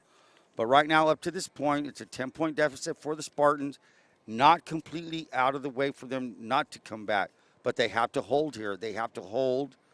And even a 3, the most they could give up is a field goal. Get down by 14. Yeah. And the thing is that I actually really like I've talked to Rookie the day after. You know, he's had a couple of losses after that Palm Desert game. You know, I mean, hey, look, Palm Desert was just a good team, Ron. That was just, I mean, one of the second best team I've seen, and I think you. What about you? Where'd you rate that Palm Desert team? They're a really good football team, but you know, back to that kind of ball game with the Spartans. The Spartans were in that ball game halfway through, and the third quarter was just something else. So that's where we find the Spartans. I believe we'll have some scoring updates. Yes, I have. What we knew was going to be a barn burner right there with our brothers Vic Carrillo and John Moreno down there at CJ Land with Turner Time in Hopeville. The Hopeville Vikings were hosting the Calexico Bulldogs, and we have a final from that score. We have Calexico Bulldogs 28, Hopeville Vikings 29. They pull it up. I thought you was about to say Calexico pulled it off. That was a good one, Will. Well, because to tell you the truth. And I have a question. I wonder if Vic and John are still alive. Are you kidding me? They're still on the air, I think, Ron. Maybe. Yeah, are you kidding me? Yeah, and you know, the groupies that they have following them, they do an excellent job for VSN. They've been rocking and rolling for 20-some years, man. There's something else. They're the ultimate professionals. Yeah, and it's good to have them on the VSN broadcasting team. Very proud of them. And you know, speaking of Vic and John, I mean, the good thing is they're really excited to be here as we are, you know. So when you have that kind of bond, you know, because I've known him, you know, prior years, yes. but I got to know Vic a lot more. You talk about Victor, people like Victor Carrillo, the knowledge the guy has when he knows, like, the family members. Of course, he was a stud in his own age. Take nothing away from Victor Carrillo. The guy was just a stud. Then later on went to school and ended up being the AD at Vincent Memorial, you know. But Vic's that type of guy that reminds me of that basketball player, the pitcher in baseball, or first baseman, left-handed southpaw, and a wide receiver on the football team. That's the type of athlete I picture Victor in. Now, John Moreno, when I saw that he wore number 74 in high school, boom. Yep, that's the one with no wheels, though, right there. So as they still tend to Jace Ramirez, which he's going to hurt. I mean, that kid, it's going to hurt the Central Spartans right there if he's not available next week. Well, you lose your starting center and one of your good defensive linemen. So this is kind of a setup. With this big pause in the ball game, it's real important to see how both teams react once the ball snapped again. Like, is the intensity's gone? It's gone. The emotion of where the game was, it's gone now. So now it's going to be revved up. It's going to start all over. So in a way, this is in the Spartans' favor right now, because you're taking a break. The team was driving on you. One of your teammates gets hurt. That can motivate you. Now, I don't know if there's any relation, but we got number 52, Julian Ramirez. He's a senior, 5'11", 173 pounds. Look, he's working right now at the center position. See if he's going to take over there. And let me remind everybody out there that tomorrow night, VSN Special will be at Warren Field, where the Brawley Wildcats will take on Gila Ridge. It'll be the only game in town on a Saturday night. VSN will be there. Ronnie and I and our whole crew will be there on what's going to be Saturday night under the lights. Saturday nights under the lights. And listen, Billy Brewer's got something brewing over there. Last week he had 2 taco carts, a hot dog cart, and snow cone, and there was line. It looked like a carnival. Hey, man, some of the fans were in line instead of in the bleachers watching the game. That's how good the food was. Let me tell you, man, he had them people. And so his thing is that he said he ordered up another taco cart because the line was too long, and it took too long to get the tacos. So Billy doing things over there to make the here's the applause for Jace Ramirez being left. And let me tell you something. I was talking to Charlie Sullivan and Michael Sullivan's parents earlier before the ball kicked off tonight, and we were talking about Sullivan's injuries that he took that happened in Palm Desert, which they told me it was a face mask to his ankle or what have you, to his lower leg, which hurt a lot. And I was just telling the parents of the Sullivans that, and Mike Sullivan is in Western State, Colorado with the Mountaineers, playing wide receiver and special teams. And I just told him, that's the sport of football. At any given play, anybody can go down. So our prayers with the Ramirez family out there, and let's hope things go well. When we do start up again, fans, it'll be 5:54 remaining in the fourth quarter. Christian Patriots up 31-21 over the Central Spartans. Hey, Ron, one thing I want to do, one of our sponsors, Donnie Wharton, like we said, is the vice president of the whole Western United States when it comes to, and the ambulance, I've noticed that at the beginning, it doesn't happen everywhere, but Ron, one of the good things that happened, that ambulance was on the field. Why? Because they have one on the field. So, it's those type of. It used to be commonplace everywhere. Yeah, in but high since school they got to football. pay it makes it a little bit of different, especially if they're. I don't know the situation at each school, but you know what, Donnie Wharton, thank you, AMR, thank you, Reach, sure, for having this people. I mean, as soon as he was down, by the time that golf cart got out there and people got him, within 2 minutes, the ambulance was already running up on the field. So, and it just so happens they're one of our sponsors, and that's why they're involved with that kind of stuff. So AMR, Reach, Donnie Wharton and company, thank you very much for that, for taking care of old Jace Ramirez. Well deserved here. And I do believe it is Ramirez. We saw his parents walking out there. It looks to be a leg injury. So we don't know the extent of it, of course. But all the blessings and best of luck. And I'll tell you what, I can probably guarantee you he'll be on the sidelines next week anyways. I don't care if he's in an air brace or in crutches or in bandages. He'll be on the sidelines next week.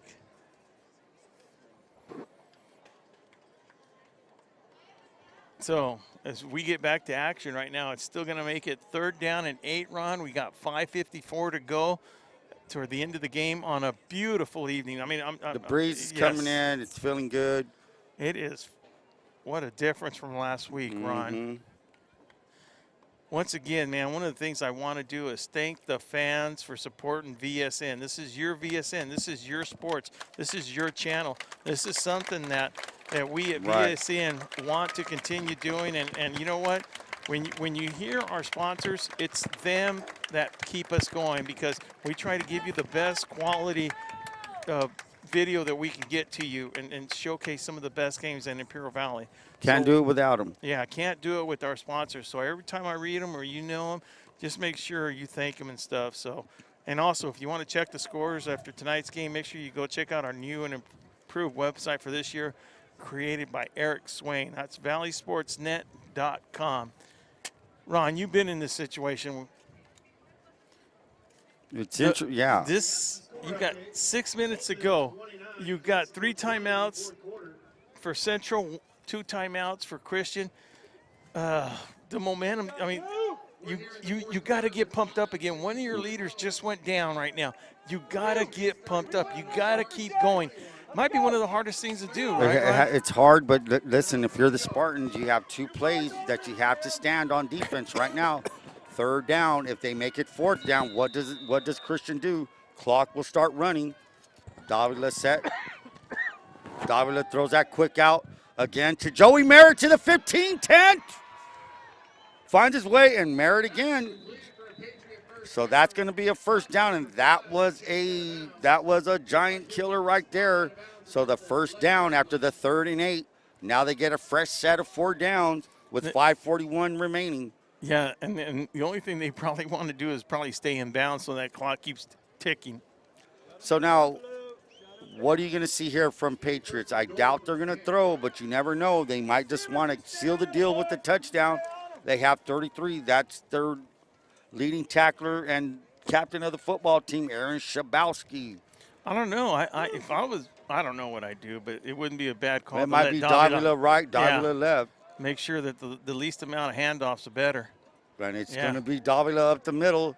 Davila's going to just ground and pound it all the way down, falls forward inside the 5. And it looks like they're spotting him right at the 5. So now it's going to be 2nd and goal from the 5. Why is that? Okay, I'm just wondering. Go ahead. Was it 1st and goal? Look where that yard marker is at the 11. Well, it's deceiving because what that yard marker should be laid down so it's not deceiving that way. That's what's happened. So it will be 2nd and goal from the 5. And it happens a lot. The thing is to lay those lay it down. Yeah. So, we called it. The less times that ball has to be handed off, the better. Now Davila goes under center and probably just yes, sir. I formation. First time we've seen this set. Kicks time a man I've in seen it motion, here. Joey Merritt. Will they give to Bettis? Bettis following Schabowski. Schabowski blows him up, and it will be short. Short at the 1. They're going to spot him short. When was the last time you saw an I formation like that, Ron? I actually like the I formation. Those were the old days, man, where everybody was compacted in. You weren't spread out. Everybody was in. And then you'd get fancy and you run that power I. Remember that? There you go. Yes, sir. Everybody blocked down. You had that big old J Platt fullback in front of right you, there. you know. Yes, sir. So now they're at the inch line, I believe, 3rd and goal. 3:46 and ticking. And Davila will. Referee goes in and marks it a touchdown. So that with 3:36 remaining, the Christian Patriots score another touchdown, making it 37-21 with 3:36 remaining. Now, the Central Spartans, are they clicking on all cylinders? No. But listen, and look. Did they give up? No, exactly. Are they playing tough opponents? Yes, they are. They're playing, way high quality opponents. But the thing is that this same team right here is in their division. So is in the same division. Okay. Yeah, when they go into CIF. So what were the rankings? Did we ever get that? Yeah, we got to the rankings. These guys were number 7, and I think Central was 13 in Division 2. Remember that's when we said Scripps Ranch was still number 1. Right. So here we go, Hunter Province with the kick. It's up and it's good. With 3:36 remaining in the 4th quarter, we have the Christian Patriots 38, Central Spartans 21. Yeah, and One of the good things was talking about that building. I'm sure this whole community, this Central community, and is very proud of that building right there. I mean, it's taken what, 3 years to build it, Ron? It looks great. And I then, love that color blue. and well, you didn't like it when I wore the blue, though. Actually, so now. Yeah. So that's cool. That's the way it should be, Ron. Yeah. But listen, to actually confirm some of the things that I've been hearing, to what they're going to do with that, to watch the game from up there. One day, Ron, we hope to be over there, man. That's cool. Yeah, Rookie said he's going to give us a big spread, lunch, and everything. I'll believe it when I see it. I think Rookie's the man of his word right now. I noticed a somber silence in the stands. Right? That happens. Right now, 3:36 remaining, down by 17. The airs left the building basically. But guess what? The Spartans have nothing to hang their heads down, Will. They're 1-4. They haven't been here in the rookie era. They haven't. Let's face that. But rookie, they know they're going to get better. I'm going to tell you right now, I'll go out and I'm not going to say anything because we'll get all these emails about why did Ron say that, so I won't say what I wanted to say. And here comes Garcia. Garcia to the 30, 35, 40. He's going to work his way up to the 44. No quitting the Spartans. And I guarantee you, they're going to fight like you know what to get a touchdown here. No. Yeah, and of course, we're bound to see that little Garcia. There's something special about that kid. He sure doesn't play like a freshman out there. Good for him. Good to see that. Ran that ball very well up there. Good return all the way up to the 44-yard line. He ran so good, Gene Martin's fixing his shoulder pads. That's something. One legend, two. A legend right there, Gene Martin. I'll never forget seeing Gene Martin on this field for the first time ever. I was away at college, and I came down to see him, and all the talk was about Robinson. And, man, when I seen this kid, Gene Martin, return a punt, I said, oh, my God. I think he was number 22. I was amazed. Well, I'll tell you what. I saw his. Oh, nice catch by Marini. Marini up to the 50 and 48. I had mentioned earlier in the broadcast, where's Marini? And that's just the thing about this offense. Sometimes your number's not going to be called. You're not going to. Oh, wow. And this is a late injury, and they can ill afford to lose this kid. That's Joey Merritt, number 5. Joey Merritt. Joey Merritt's been all over the place, and you just like seeing this late in the game, 3:13 remaining. Some people say, why do you have your starters out there? But I don't like the looks of that, and he could be grabbing his knee. So, again. I mean, there's just two physical teams out here. I mean, they're trying to make plays. They still feel that, God. I mean, Central in their mind knows that, look, they got to end on a positive note. They got to drive down the field. They're going to drive, right. Yeah, they're going to try to score some points, whatever it may be. But that's their mentality. That's the way that let's end this game on a good note. Even though they might end up losing, because it's going to be tough to come down from, 17 points, with 3:13 to go. And and look, it doesn't matter. Look, it doesn't matter what side you're on, but you never want to see your home team or your opposing team losing some of your top athletes. Because look, my philosophy and everybody's philosophy should be, look, everybody wants to beat everybody, but we want to beat you at your best. I mean, come on. Look, that's just the mentality it is. They want to beat you at the best. So if people want to go check out some scores or check out our website, make sure to log on, follow, and like. Go to valleysportsnet.com. Look, that website, it's a kick-butt website. It's really good. It's up to date. It has all our posts, all our stories, all our live casts. Go up there, check it out. Leave us a note. Tell us what you think, what might seem good ideas. We're always open to a lot of things out here. So that was good to see right there, Ron. Yeah, Joey Merritt gets carried off the field. He had a very good ball game. Joey Merritt's one of the leaders both on offense and defense. He was all over the place tonight, did very well tonight. They use that kid very well. He's only a junior. So here we go. We're going to start the Spartans off with a 2nd down and 2. Ball is inside Christian territory at their 48-yard line.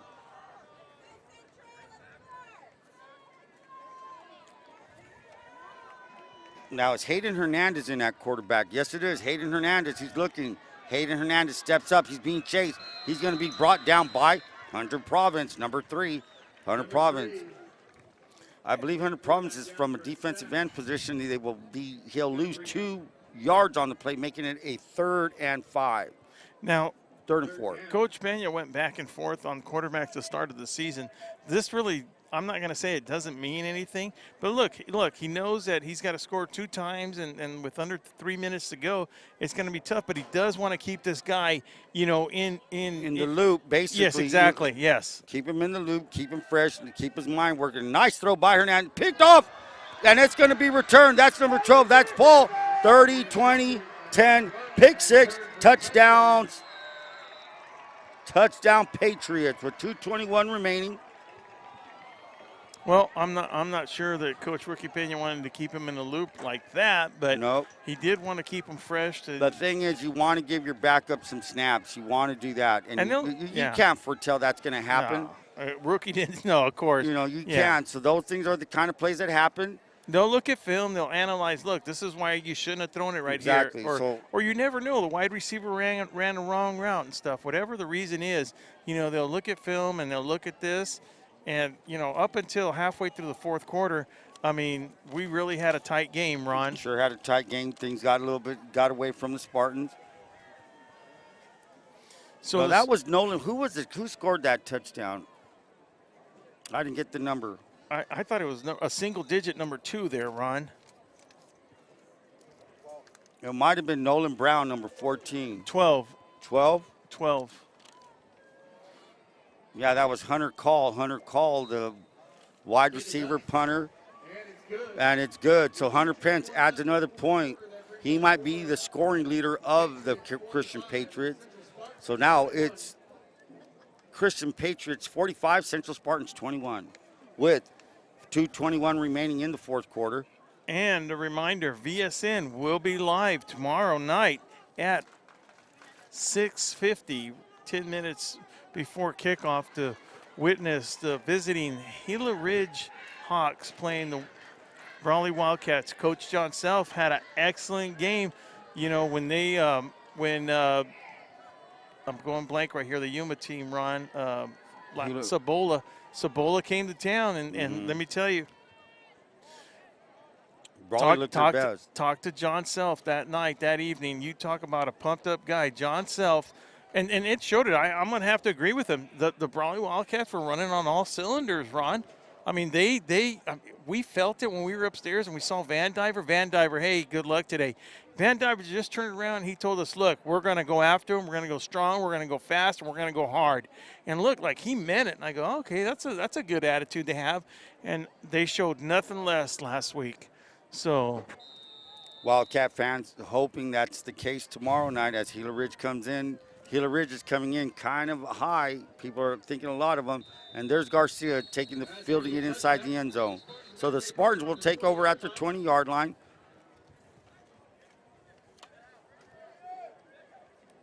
Hayden Hernandez will be back at quarterback. 45-21 is the score with 2:21 remaining in the 4th quarter. Who does Central have next week, do we know? I had that schedule. We are back here in 2 weeks with Del Valle. Oh, sure. Yeah. Are you sure in 2 weeks? I thought it was sometime in October. Okay, but we'll see. Next week is the 24th, and we have a bye. We have a bye because VSN, we will be at Brawley and Fallbrook, and then the rest of the league has a bye. And then I'm not. They give us to Young. That's Sullivan again. Sullivan works his way all the way up inside all the way up to the 44-yard line.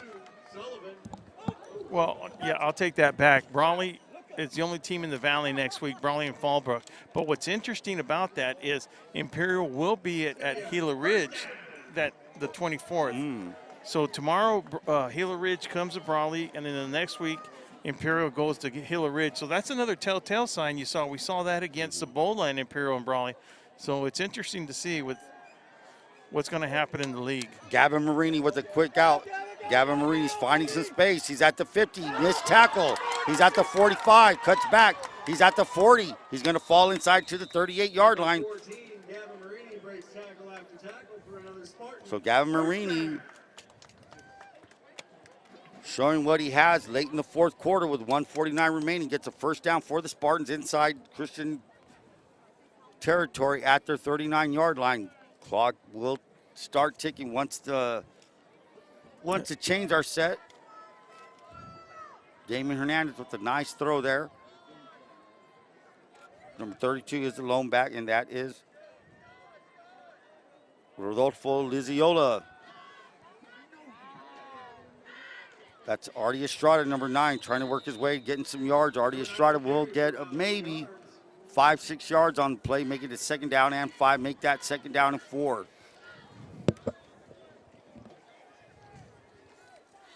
$1:27 remaining. Clock ticking, 45-21. The Spartans are behind. So the Christian Patriots come from El Cajon. They played a very good football game. They got off to a lightning quick start with the 75-yard touchdown pass. Spartans came fighting back, and it's just that's how football rolls. Here comes Haight, looking for a room to run. Slides, good call, good first down, good play.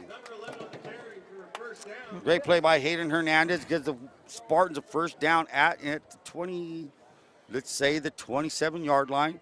Spartans with 56 seconds left. They want to score a touchdown. They should score a touchdown. Here we go. Trips to the left. Single back. Rolling to his left. He throws. Overshoots Marini. Incomplete. 42 seconds remaining. 2nd down and 10. Ball, as I said, is right outside the 25-yard line. We'll say 28.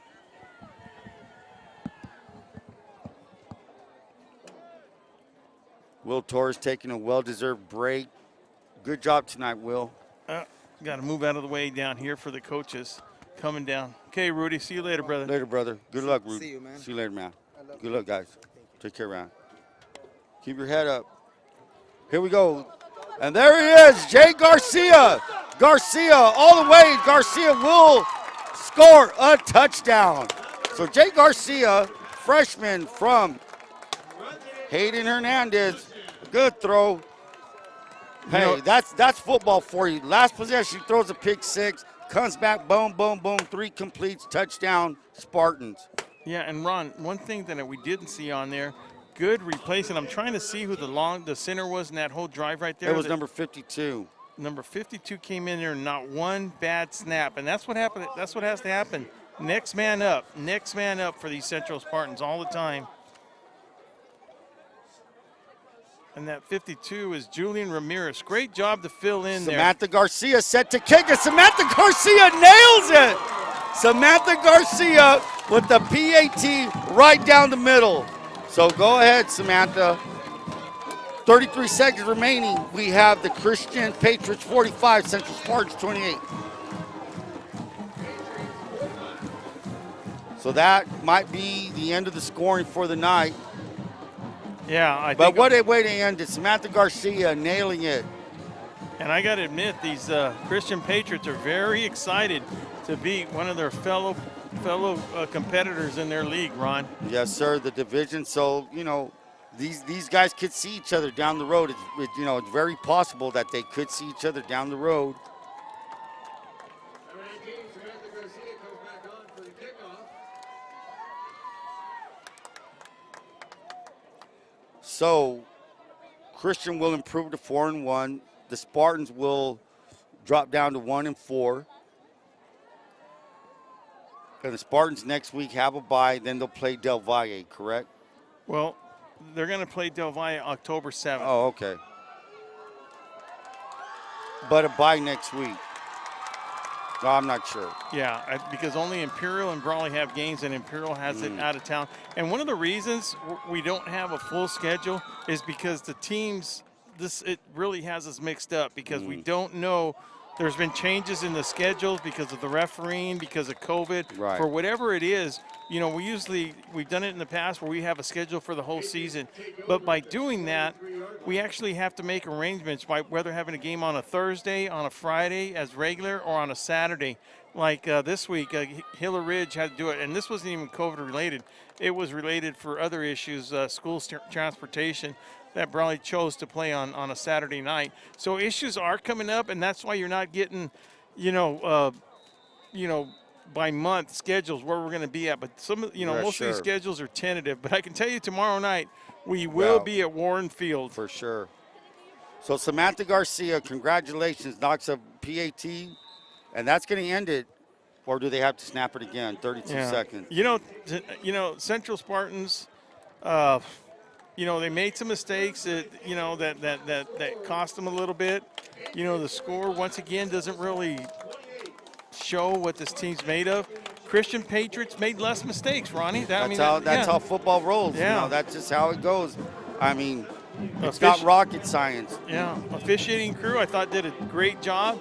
You know, great call by the coaches on the Christian side. That onside kick. I mean, Jesus, man, that was just that was the right call at the right time, Ron. And that changed momentum, you know. And you know, the Spartans, credit the Spartans, they came out smoking in the second half. Man, they had that big long kickoff return. Then Sullivan returned it all the way for another 30-yard run. So, hey, back to the drawing board, and that's like I'll say this every Friday night. Football is a week-to-week business. So you have all week to prepare for your next opponent, and we'll see where the Spartans go from there. Yeah. But other than that, it was a beautiful night of football. Yes. Long story short, it was a beautiful night, great atmosphere.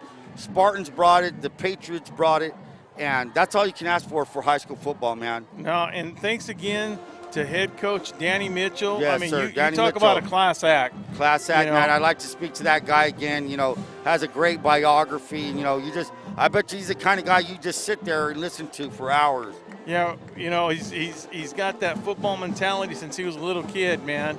But I don't think he has that mentality where he throws a Nerf ball and they have to stop the game in the middle of a game like I've seen some kids do down here. He's a young coach. He's only 33 years old, man. He's been all over the place. Well, you know, it's that same rookie Pena, you know, David Shaw, you know, these guys, these gunslingers, I call them, man. Breed, yeah, go kind of coaches. And before we end the night, we'd like to make sure, you know, we can't really do it. You know, we'll let the coaching staff for Centro do it on an update on the injury on Jace Ramirez. Sure. Let the coaching staff Centro do that. But, you know, we hope he's watching right now, wherever he's at right now. Hope he's there. Hope they're sending him home. Everything gets well and a speedy recovery. So from my man, from day one, Ron Rubio, Will Torrez, Joaquin Matuz, photographer on the sideline, Eric Swain, and Alex, our young intern. Alex Zaragoza. Look at that, just moving all over the place. So, and Sarah on the film. Be sure to join us tomorrow, 10 till 7, for the kickoff at Warren Field where they take on the Hilla Ridge Hawks. It's going to be an interesting night. Tune in. So we'll end it on that note, and everybody have a nice night, Friday night, beautiful night. See you tomorrow. VSN, we're out.